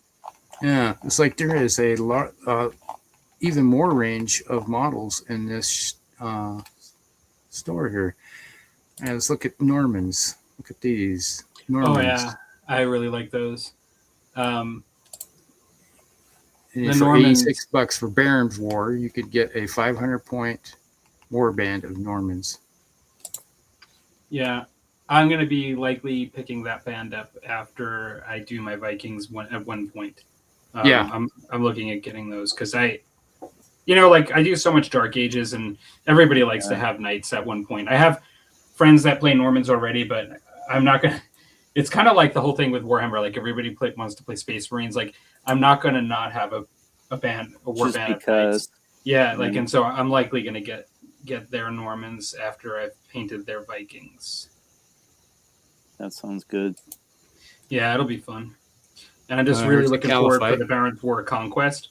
When they're updating it for a second edition. But the Dark Ages Baron's War rule set. And so oh yeah. And I'm gonna be that's kind of what you're holding off for. Well, or when I'll probably still pick these up either way, but I am really thinking about it, doing that as well. Yeah. Mm-hmm. They do have, well, they don't have currently available, but you get it's like in the Caliphate, you could get the shield the little big man stuff. Yeah. Yeah. If you look on the left hand, those are little big men that they're carrying. Yeah. I've never used those, but I know people love them. Yeah, they're pretty good. I'm planning on for my Vikings hand painting, but they won't be as elaborate as that. They're going to look like some simple Vikings painted them. Well, that would probably be more accurate. That's kind of what I'm doing. I mean, some of the Viking ones are painted a little simply with just textured looks. They look really cool, but and I have some. I just don't have enough for all 40 to 50, and I'm just going to paint them by hand. Yeah. There you go. I actually like painting shields by hand anyway. I kind of really, since I've been doing it for like old Hammer stuff. I tried to paint my Bretonians shields by hand too. Mm-hmm. Oh, let's see. Where is the Knights Templar at? Yeah, they do have this for the Baron's War.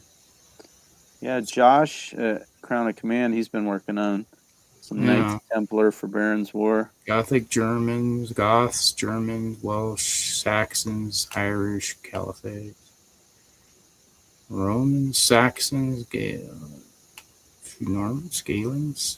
I'm not seeing where the Knights Templars are. Well, they got them. Maybe they're under Saga. They might be because the Saga has the Crusades. Really? Yeah. I thought they were Baron's War though, because they have the Crusade. Yeah, you're probably right. They they list them for some of these things. They list them under both sections. Yeah, you'd think. Some of them. I don't know. I do believe there's a Baron's War. I think you're right. Set that explicitly say Baron's War. Yeah, because I was thinking that's what Josh was painting. Oh, there's 12 pages of. Is it under Militus Christi? Yeah, probably are. The militants of Christ. Vikings. Picks. Slingers. Should I look under Baron's War? Yeah. Okay. I would. Conquest. Under Conquest, it would be... That's Baron's War Conquest. Yeah, so it is Baron's War. That's the Conquest I was talking about. It's only, well, from a rules perspective, they're using the first edition right now still. But it might be under there. But. Yeah, that was one of the things I thought about doing is for Saga was because they had the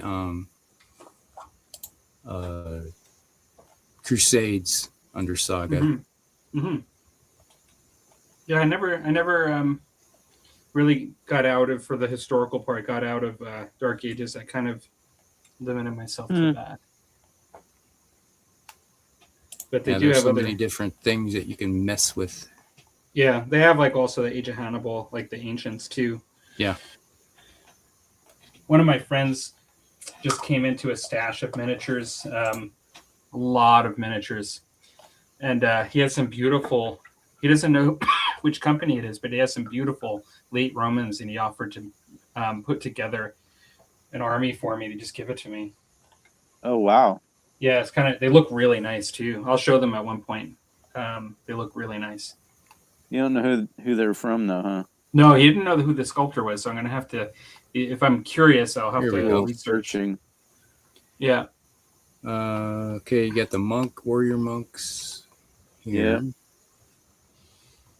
Now, some of the Norman troops would actually work easily for Knight Templars for a lot of point.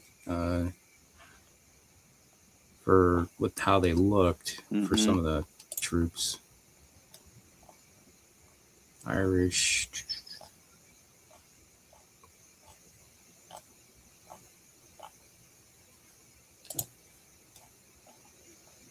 Yeah, a lot of this is your typical Viking.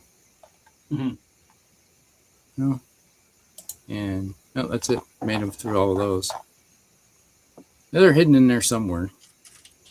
Yeah, Footstore's got more stuff than you'd think. Yeah. It's like you just see across the top, you wouldn't know that all they have. Yes. They go deep into everything. Yeah. And there's a lot of, between the shop, you're looking into the shop, and then you have the pillage.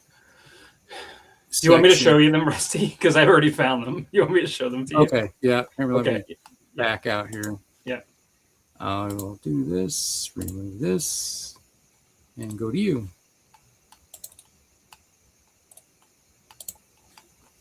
And add to stage. Share. There you go. Good to go. Oh, yeah. All right. Yep, those are nice. I like that. Mm-hmm. For how many you get? 4? Well, this is just a pack of 4 You figures. want to hit the little section on the side, down the corner, down the bottom corner.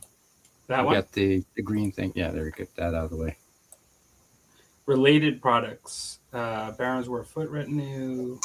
They don't show, like, just offhand when these are the ones that came up. I'm guessing that they must have more. If I back out. Yeah, they've got mounted, and they've got lots of choices. I mean, even if I just go images, and I'm sure I'll find some really quick. Like here are some military order knights for Baron's War. Okay. What was the Orlando Bloom's movie? Look at that guy right there. Kingdom of Heaven. Yeah, that's it. Look at this guy on the left. He is so cool looking. You see him? Yeah. That position is cool. Yeah. Yeah. The one with the sword. This one here with the sword pointing, just straightforward like that. Straightforward, and it looks really cool. Offensive stance. He's got his helmet off with just chainmail on his head. Yeah, looks really good. Going. But anyways, I just kind of found that by looking at Google Images, and it just brought it up. That's what I was figuring. Oh, there's Templar's plastic kit with Baron's War. Oh, hang on. I didn't know that. For whatever reason, this says Mounted Knights. So actually, maybe not. This just says Mounted Knights, not Templars. Sorry. Well, it says the Templars right here, though. It says the Templars. I don't know why it says that. Yeah, that's those wrong. are for Baron's War, though. But that's wrong. Anyways, I'll back out now. That's an idea of them. I imagine under the Saga rules, you can have mounted. I'm not familiar. Normally you can. Like there is definitely mounted. You can back out, Rusty. I'm just got a black screen now.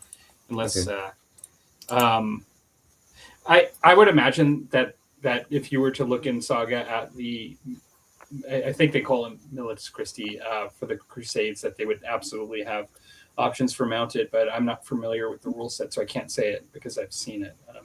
Okay. Anyways, Simon says Outremer is the Crusades, that you need to go to the Outremer if you're wanting to see under a footsore. Yeah. That's probably the thing that needed to be done.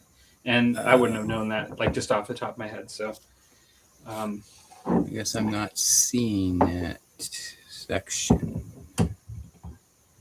All right. The apple homebrew drink is done. And now, as we go towards the end of the show, I'm going to sip a little bit on some whiskey. There you go. All right. Well, I'm going to crack through some of these comments that we have here. There you go. Let's see. We had the same guy that did Frostgrave and Stargrave. Okay. That was, what's his name? Bob? Forget. I'm not sure.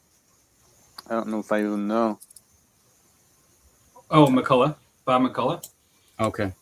I think because he does also many other things, Ranger of Shadowdeep, and also Silver Bayonet. Oh, these guys are so interlocked with so many things. So Mortal Gods gives me more Greek god stuff. Mm-hmm. I got all the Saxons and the Arthurians. Yeah, that would be Joseph McCullough. Sorry, not Bob. Joseph McCullough. Joseph McCullough. All right. Yeah, I'm just looking at it now. He does the Warriors of Athena too, in Stargrave. Yeah, Harefoot Jousting. He does that rule set. Okay. Harefoot Jousting. That's what it is with the halflings. And there's another one. There's two out right now that are jousting games, actually. The other one I think is called Half Tilt. Okay. Yeah, it's something like that. You're right. Sorry, Rusty. You're going through. And when you say you got all the Saxon and Arthurians, of the entire range, when you think of some of these ranges aren't all that big when it comes to like these skirmish type games. It wouldn't take that much to get them, collect them all up. Yeah, that's true. So you go over to Baron's War. All right. Outremer is the Crusades. Okay.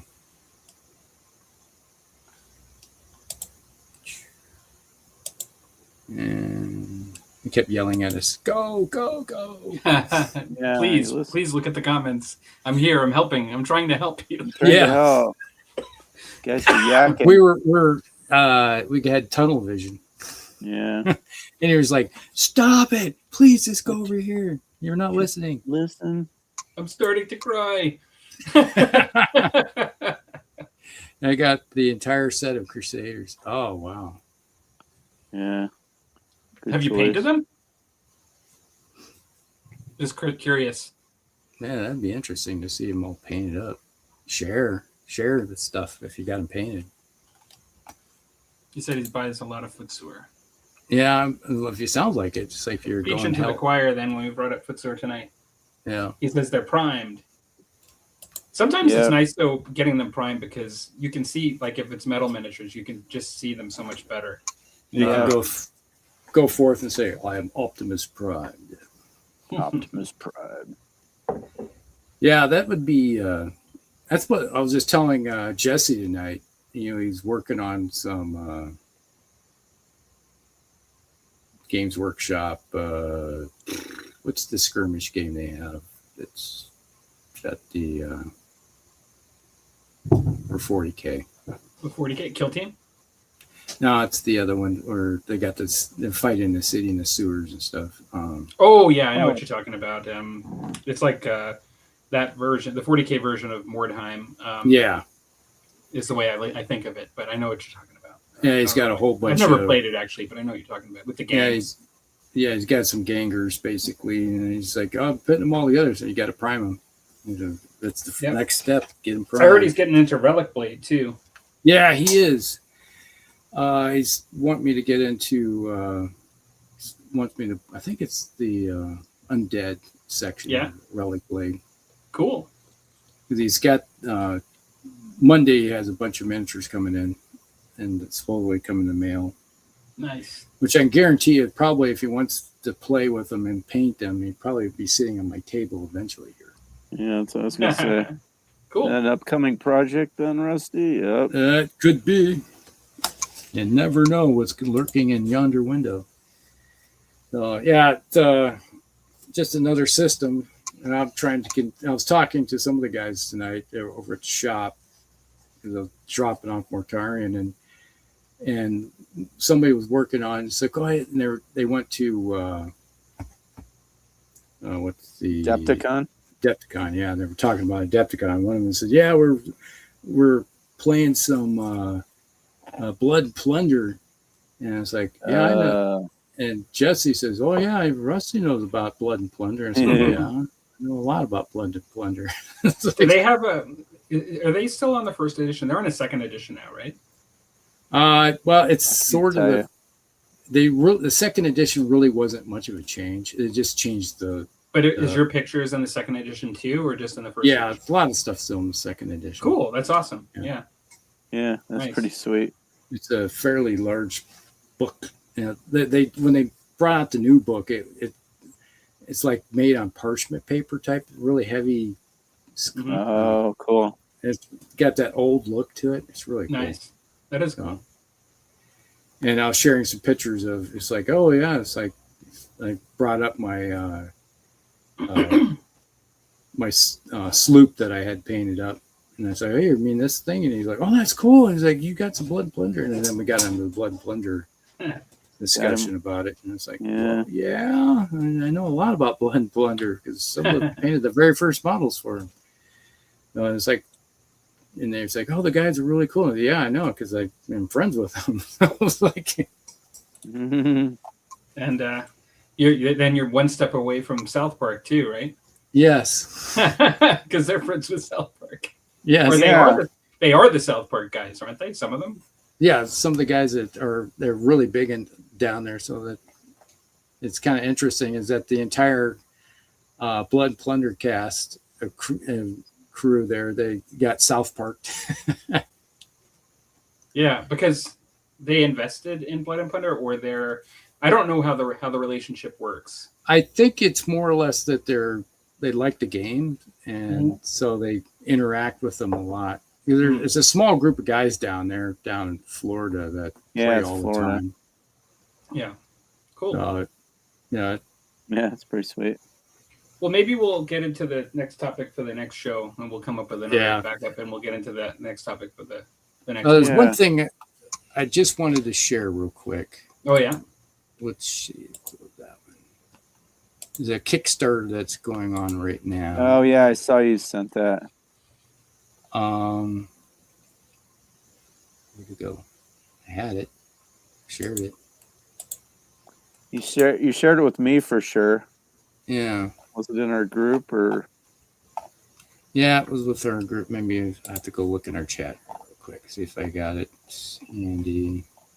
But there's currently a live Kickstarter going on. Here it is. That is 8 days to go. Let me see if I can share this real quick. Share screen. There we go. See it?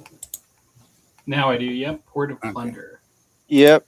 Port of Plunder. All right. So what we got here is Port of Plunder is it's for terrain for the game. Yep. That pricked my ears right up. So you talk about terrain. So you can 28 mil, and being that it's a file, you can scale it down to 12 or 15. So nice. You can see the different buildings. You can scale the buildings down for. So if you wanted to play, some of the stuff would work good for. Blood and Plunder. Duh. Or even American Revolution, because you're going to have down, like, think about it's like down to Savannah or Southern Georgia campaign type thing. Absolutely. And then you also have what's going on. It's like, because the French and the British were fighting it out in the Caribbean too. So you could go that route. And since it's the files, you can go that route really quickly. I got a question, just off the top of my head. Would some of this stuff right here work well if you were doing like the French Guiana, like for like during the colonial times, like as old buildings? Yeah. This is for another topic that we're going to do in the future, but it's just sort of interesting. Yeah, because you got all these buildings and stuff. Some of the stuff would be usable in, like, say, Spain even, or Italy, or if you want to go bolt action. I was even going to say, like, for bolt action, Italy, Sicily. Mm-hmm. Yeah, because this would all fit in. It would make really nice terrain for bolt action even. That's why I was thinking, was that why I wanted to share it. That stuff is not easy to find terrain for that. Yes. Area. And then they also have, I was just looking at it, they have done previous Kickstarters. I have one I shared with you guys where it's American Civil War, French and Indian War, American War of Independence. They have all kinds of terrain also that goes with it. So if you wanted to fill out all kinds of, so check these guys out. They have all kinds of files and stuff. Yeah, that's fantastic looking. Yeah, so I will probably be back in this one. It's like all in for 40 euros, and I'm thinking about going in at 80 and picking up like the American Civil War, because I want to start working on the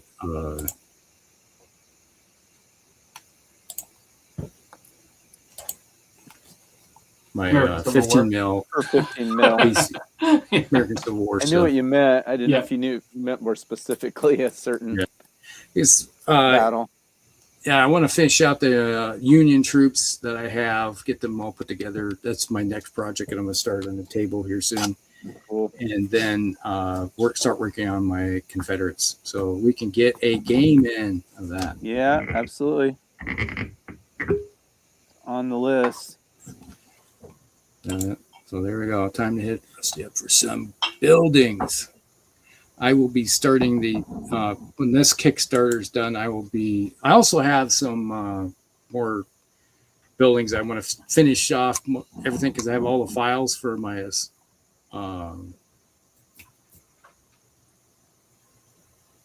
the train board that I'm building. I have more stuff I need to print with that, because there's like bridges and other ruined buildings I need to finish. Oh, yeah, for that cityscape you're building. Yeah, which would work great for Normandy or all the way up through Germany. For bolt action or even fantasy. So. Wow. Gosh, this is like fire water that I'm drinking, like truly. Yeah. Look at this. I knew that there was something wrong. Blow up the screen. Yeah, just a second here. 63 proof? Oh, percent. Oh, so it's 100 and almost 130 proof. Yeah. Like 126 proof. Yeah, you want a little bit of water ice with that. Well, I was drinking it. This is bourbon. Yeah. And bourbon to me, because of the sugars, you can minimize now. Thanks, Rusty. You could like, I don't like to look at myself too much. Yeah, Trying to say, Willis. The bourbon, I find the corn and the sweetness in bourbon usually like whatever it is as a percentage, it just tastes like it's a little less harsh. Like the sweetness kind of for me just makes it that much easier. Like it goes down kind of smooth. Like, I find in comparison to something without the sweetness, that's the same percentage. Yeah. Like that's just me. But man, like at 63% or 126 proof, there's a lot drinking this. Like I probably could light a lighter and like truly, like I'm thinking I might be able to flamethrower, like breathe fire here. Like this is insane. It tastes good, but man, 80 proof will burn. So that's you're way beyond. This is 126 proof. Yeah. And so like the old days, like I used to remember there was Absolute Vodka blue and red, and like the blue was 80 proof. And that was kind of more normal, but some people would get the red and it's like 100. This is 126. You remember Everclear? That's an adult beverage there, Russ. Palmer. Yeah, I remember the name, but it's not something I drank. What about that? Everclear was like 180, somewhere in there. Everclear. Wow. Yeah, it was like, that stuff was like, you did not drink it straight. It was like basically moonshine. Yeah. We would put it in mix. I always, like when I was in college, I'd have a gallon jug. It was an old milk jug, and I would cleaned it all out and everything. And I'd make Kool-Aid. I'd take a orange Kool-Aid and a fruit punch Kool-Aid, put it in there with the sugar and everything, and then I put Everclear in it. Mm-hmm. And that was like to spike it. Spike it with that. And we'd have our little parties on the floor, and people would do it. It's like, "Oh, you got your drink?" And like, "Yes, I do. Here you go." Yeah. Yes, I do. This doesn't get quite close to that kind of stuff or even this, but I was looking and researching like again, like the fermenting and the home brewing, but what some people are doing is they're kind of getting something up to like 18-20%. And then they're doing freeze distilling. Do you know what that is? Oh yeah, you're making ice. Well, there's ice wine basically. Yeah, they're basically just like taking all the water out of it by freezing it, and then just having all that cold drip out and essentially distilling, which in many states in the U.S. and probably in Canada is illegal. I don't really have a desire to do that because I'm not really. I can go out and buy vodka. You know what I mean? Like I don't really need to do that. But I just thought it was interesting they were doing it. But this for sure, even at 126, this puts hair on your chest. Like this is like that old expression, like son, this puts hair on your chest. Like at 126. This one does. Yeah. Proof or this 63%. This is. Have you ever had Maker's Mark? Again, it's one I know the name, and I'm not sure. Have you had it on the channel? Yeah, I've had it on the channel. I think I've seen you drink it on the channel. Yeah. It's my favorite bourbon. Mm-hmm. It's what percentage is that? It depends on which version you get. They have a 42, then they have it all the way up to the 40. They got a 42, 46, and a one that's even higher. It's like 52, 54. So, or 100, basically 100 proof. But it is corn and wheat as part of its mash bill. And it gives kind of like a rye and a bourbon, like kind of. Yeah, it's a bourbon because it has majority of its corn, but they throw wheat in it and gives it a nice kind of a texture to it and flavor. Yeah, I kind of there's actually one that I really like now that's Canadian called 40 Creek, and I've showed it on the show, like the big Costco bottle. I really enjoy that one. I kind of I really do like Woodford Reserve. I've always liked that one. I have some of that too. Yeah, Woodford Reserve. Yeah. It's yeah, we once want to buy that. Is it triple oaked or something? Triple distilled? Yeah, it's good. An oak. Yeah, it's a nice one. We'll do hot toddies with that. Really? See, I drink it straight. I drink it neat. You guys do. I don't drink any of that stuff straight.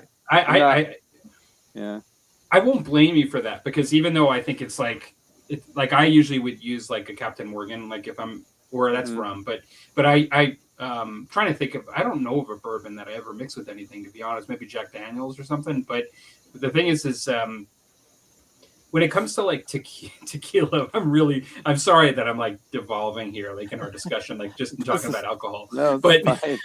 but the thing is like I would normally, like, a lot of people scoff at using something that you think is a high quality, but then like mixing it in a drink. Like a lot of people scoff at that. But like when it comes to tequila, which I'm not a big tequila person, but my wife kind of likes tequila and gin if we're going to drink together, have a drink.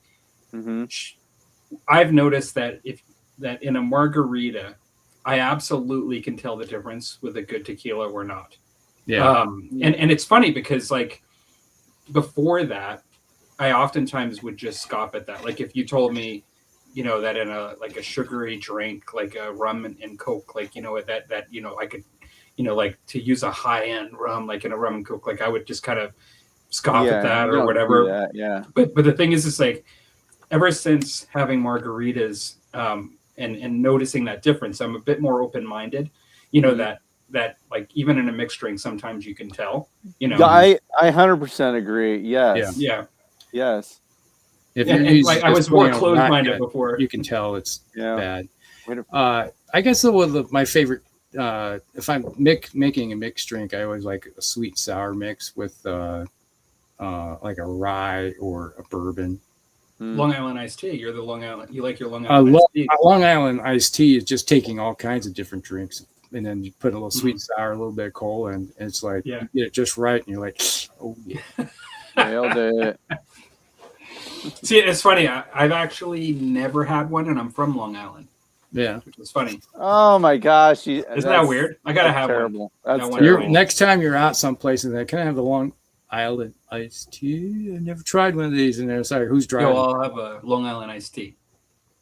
There you gotta I have one of these. It's like these are good. You ever watch the Big Bang Theory episode? Big Bang Theory episode where Sheldon and he's like, "I'll have a tea," and from Long Island. And Penny, she was bartending at the thing. He's like, I want a tea. He's like, I got a good tea. She made him in Long Island iced tea, and he's like, "Ooh, this is good." You know, he doesn't drink alcohol, and he's like, "Whoa, there, cowboy, slow her down. I know how to drink tea." He's like, "Give me another." He's like, "Okay, cowboy, here you go." Simon says he's from Nova Scotia, but he's never had an Alexander Keith's beer. And it's funny because I've had Alexander Keith's, but I'm not from Nova Scotia. Okay, so I came from Colorado and never having Coors, I suppose. Really, you were born in Colorado? No, my wife was. Oh, okay. Yeah. It's like it's like what was it? Their Coors, Amber, when they had the Amber. That was when they actually did good beer, and then they got bought out by Budweiser, and they disappeared. The first time, I know I'm just digressing further, but I was in Canada for a while, and then I finally saw Rolling Rock up here. Yeah. And I always really liked Rolling Rock. I was like ecstatic when that actually made it up here. But that was a good Pennsylvania beer when I was in New York. You know, it was like a really from Latrobe, the Latrobe Brewery or the Latrobe. Yeah. What just made it here just recently in the last month is Younglings has made it to. You can go to take 100 years. You can get it here now. Took 100 years to get there or more. Pretty much, yeah. Yeah, that's crazy.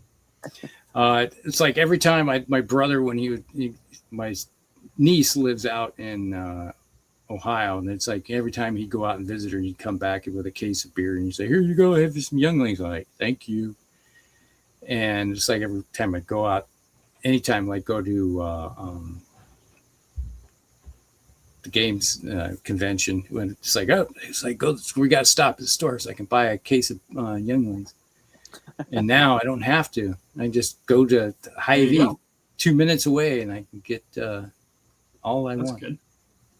It's funny. I never saw myself as somebody that would like go out and order ciders. Like, you know, I just like never. I always was a beer guy, and still am. Like, I still like beer, but but I did go out for dinner with my wife, and we had like a drink, and they had and they had like the list right on of what's on tap, and I saw that they had ciders, and I actually ordered one of those, and it was really good. Like I'm starting to kind of enjoy it. Like I like a drier one, you know what I mean? Like a dry, like it's not like overly sweet. It's just kind of dry. But I've actually started to enjoy those too. Have you delved much into meads? I have. I can't say that I'm very experienced in them. I can, but it's the same thing. You know, you can have a sweet mead all the way up to a dry mead. True, and there's a up where my cabin is. There's actually a meadery. Like they actually do mead there, and I've had mixed results. I've had some that are really good. I actually have a couple videos from like way back in the channel where I had like this like medieval mead where they did the recipe just like they did in the medieval times, like with the spices and everything, and I really enjoyed it. And it wasn't very popular at among their customer base, and but I was like disappointed because I wanted to buy more. But they've had some that were like French Bordeaux meads, and like they've had like that were like really rich, and they had some that were called spring and summer that were really so light that it was like barely even a white wine. I didn't really like them. And so you're right, like there's a big variety. The ruling is out on whether I like mead. I've had enough that I didn't like, and I've had a couple that I like that I'm kind of like skeptical, you know, in the sense that some I like, but some I really don't like.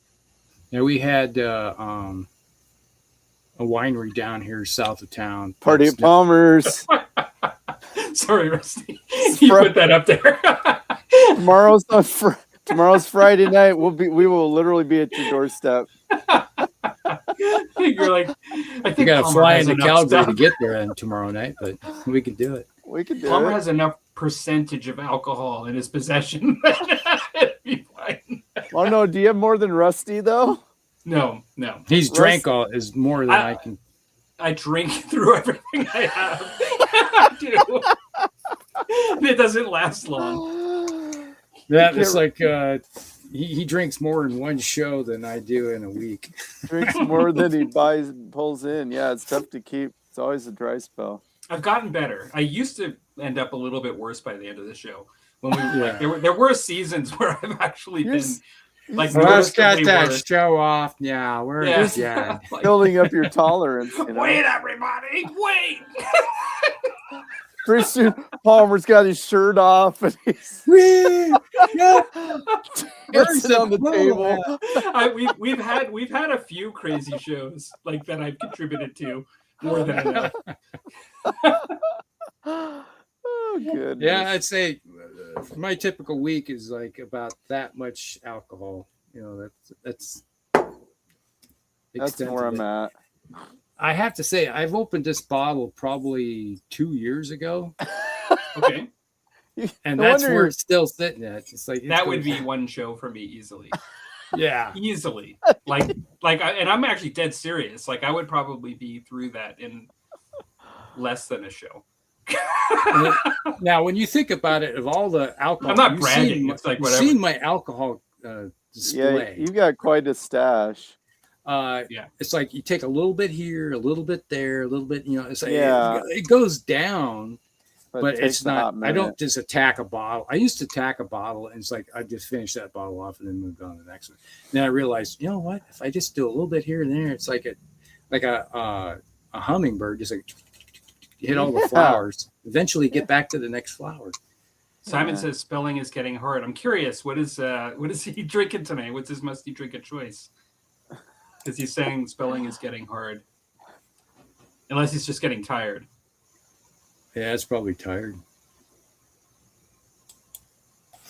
I'd say. He'll say, gone as some drinking, gone. Now, if I really wanted to... what did I do this to myself here? Now, if I really want to go crazy... let's go. There we go. This is good. Oh, no. The stash. Are you committing to all of this right now, Rusty? No, I don't want to die. Is this just what you have by your painting desk? Yeah, this just went by in my hand. It's like I got some cheap ass ladders here. Oh, one of these is a cleaner. Yeah, it's like here's some Usher's product of Scotland, aged 3 years, 40%. There you go. because it's got to be a minimum of 3 years to make it Scotch. So Just remember, Rusty, you can't bring it all with you. I know. I'm trying not to. Then we got Members Mark. This is from Sam's Club. That's getting down there. You're getting low on that one. This one's getting low. Yeah, that's purely from this one is it's got peat in it. This one's got peat. That's just it's like you notice it's thicker. It moves very slow when you take the side. It's a little syrupy there. Yeah. Now this one's not too bad. Here's a Dewar's White level. Okay. This is 40%. But this one's got, if you like peated Scotch, this has got peat in it. Peat. Now that I got it open, it's got to have some. Here I'm talking about. I got to have some. There you go. You know what? You reminded me when you show me Dewar's. I got to pick up some Stronach. Because, that's what got me into drinking Scotch. Mm-hmm.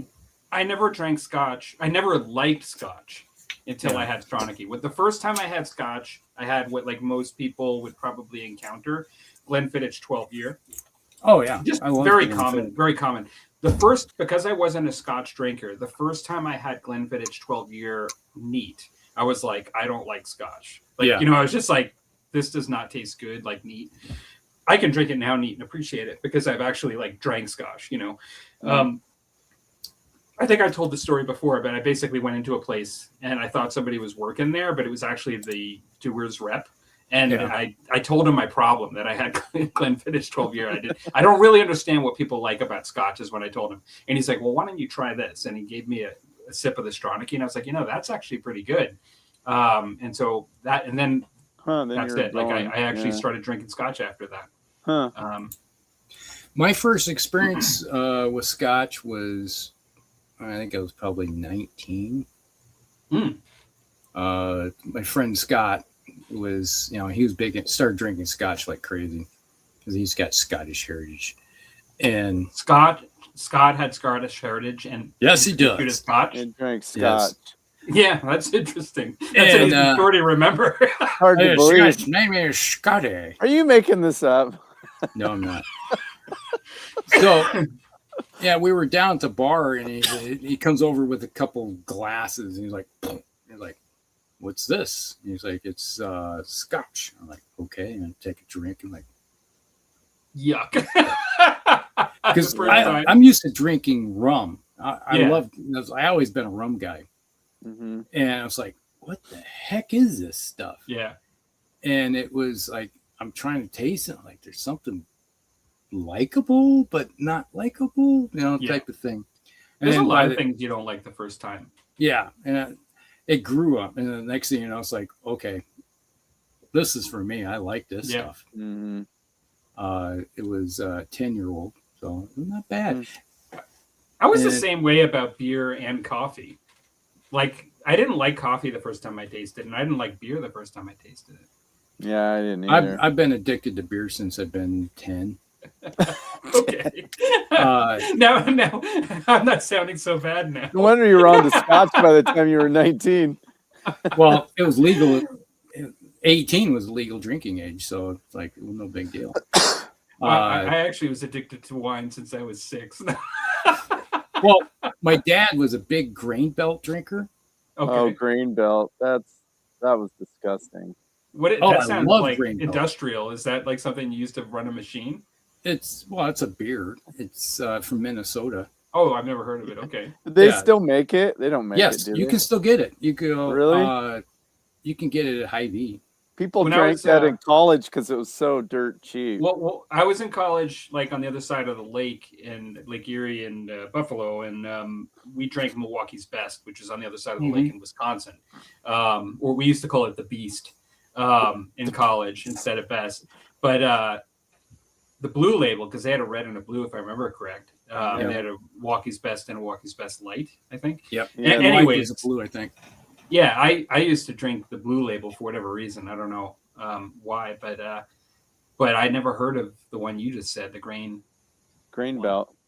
There was also one called Golden Anniversary. Have you heard? Have you guys heard of that? I've never heard of that beer. No. Well, that was the one in the underage college bar that honestly, you wanted to kill yourself after having a hangover. Oh God! It was like the cheapest, worst stuff I've ever had in my life was going to anniversary. Well, it's like when I was a young kid, just like my dad, you'd be sitting there and he'd crack open a beer and he just like take a drink and he just hand it over to you and he's like, have a sip. And you go, I like you. And it's like, so I always got a sip of my dad's beer.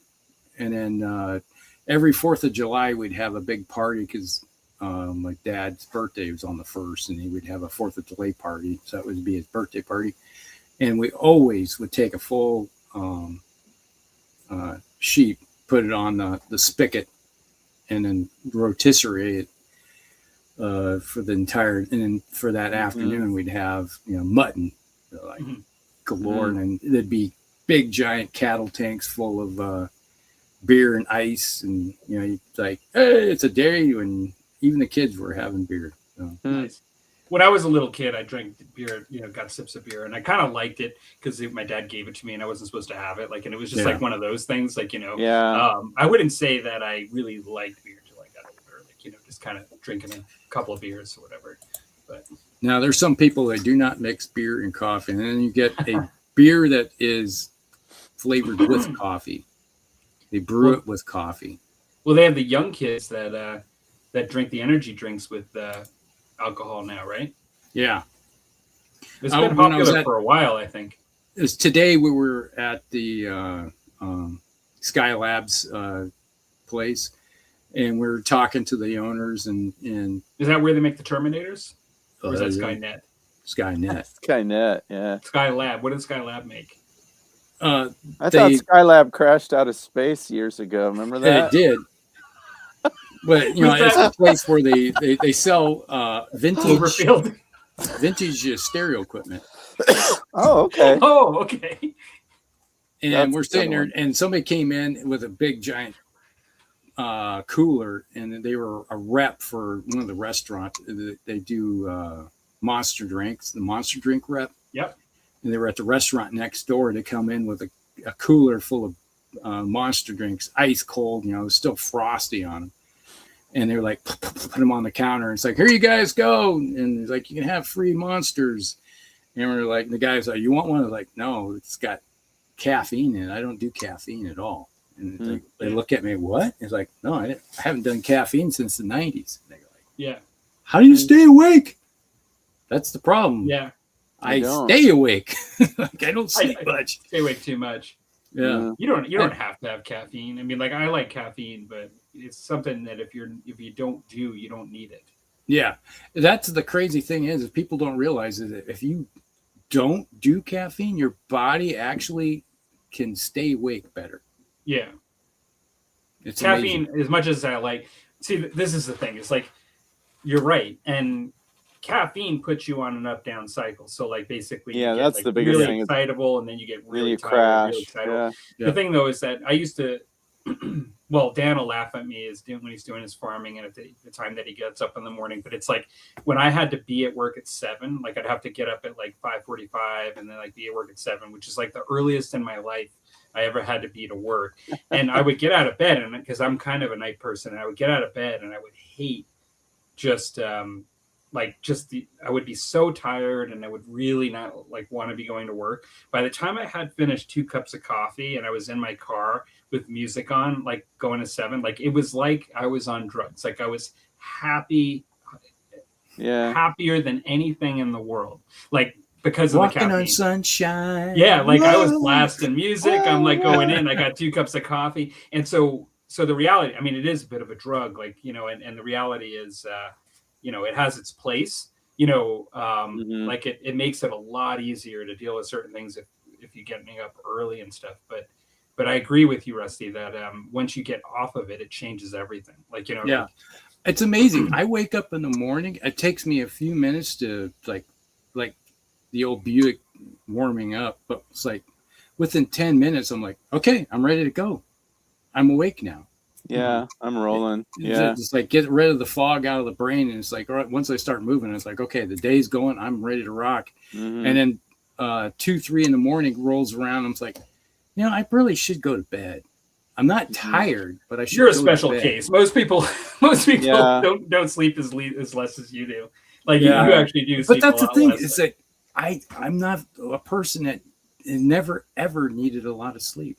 Yeah. If I sleep more than 6 hours, it's like, what's wrong with me? I was like, if you had coffee, it would be a problem. Yeah, it's like that was my problem. It's like I couldn't even sleep. Dan, are you a caffeine person or? No, not really. I mean, I used to be until I just quit it because I would drink 6 or 7 cans of pop a day. Oh, okay. Every day. Wow. And, I don't drink a lot of pop, but I haven't done that for 15 years probably. Yeah. Then I just quit. Other than a couple nights a week, I'll have a rum and Coke and then just 1 can of Coke and Yeah. But otherwise, I don't. But That's boy, when zero caffeine in my book. Yeah, but I'll tell you what, when I quit it, because all of a sudden I'm like, this is bad. Just the amount of, I just got thinking about it is not good for me. So I just literally quit. I finished the case I had, and I didn't buy any more. And I was about 10, 12 days. I had headaches. Oh yeah. Terrible. You went through major withdrawal. It was horrible. And then and the worst thing about it was good. The worst thing about too much pop, I think, is not even the caffeine; it's all the phosphates. Oh, yes. Well, and the sweeteners and the and the acids and the I mean, it's like every kind of bad, and that's what I was thinking. I got to quit doing that, and so then I did. I only have 1 can of soda pop a week. That's usually the most I ever drink, and I do like Coke, but I'd get the caffeine-free Coke. Yeah, I get the zero if I'm gonna have it. And I can't drink diet at all. It's like, to me, it's just so disgusting. Yeah, I don't mind the zero. It doesn't taste like Coke, but I don't mind the Pepsi or Coke Zero. It tastes better than the diet version to me. Yeah, but it's not as good, of course, as a regular. But. Yeah. My taste buds just go, what in the heck is this garbage? It's like, can't do it. I think it's funny if I go up and get something unhealthy and then I order like a Diet Coke with it. It's kind of hilarious. Balance everything out. I'll get a double bacon cheeseburger with fries and this and that and a Diet Coke. But I do it. And the waitress is like, I want a double cheeseburger with extra cheese, a large order of fries with cheese on top of that, and with a Diet Coke. And they look like extra mayo, please. But extra mayo, Coke. 2 helpings of fries, and Sure. What are you trying to accomplish here? Well, you got to cut where you can, right? Yeah. I try to get water when we go out to eat. A lot of times, it just and then we'll have happy hour when we get home, and then I call it good there. Yeah. I can't do all that stuff I used to do. I have a feeling that I've steered us Wait till you hit direction 60. for our last half hour. Yeah. For those of you that have stuck with us this long, we appreciate that you stayed after the main topic of the evening. And Simon he said something. He did a Sky question mark, and I think he was talking about the Sky Lab. Yeah, Sky Labs. Yeah. But if Simon, if you're still there, we appreciate you hanging out to the end. Hanging with us. And I think most of us, I don't know, has anybody said goodbye? I think most people just left. They just disappeared into the I don't know who's still in there at 2:27:59. If you feel like it, just let us know. Yeah, we got one viewer left. That's it. Well, it's probably I don't know. It may not be Simon. It may or may not. It could be somebody that's a lurker. It could be Simon. Or the artist now referred to as New Squalor. I guess it's time for us to like to rib him for that. Call it a night, right? Bid adieu. Yep. I think that's it. The last half hour was more of a for us. Yeah, morning will be here shortly. A little bit of a coming down in the last half hour. Yeah. From our topic. Well, it's like, hey, this is what we do a lot of times when we're sitting around the gaming table. That's just being us. That's a fact. That's what it is for me. Yeah. All right, so it'll be a couple weeks from now on your channel, and we got one topic that we can carry over to the subtopic for the next time. So we're good to go. All right, good. Well, thanks everybody for For those that are here and we're in the chat, thanks very much. And for those that are watching later when it's streamed to Rusty's channel, and yeah, and you watched this last half an hour going, what the heck is wrong with you guys? Now you understand why we're called Musty. Yeah. I hope that we haven't created any bad habits in the last half hour, but anyways. Now you understand a little bit of our psyche. Unfortunately, you peered behind the curtain. Look away. This is not the people you're looking for. All right, good night. All right, we'll see you in a couple. All right, good night, everybody. Good night, everybody. Night.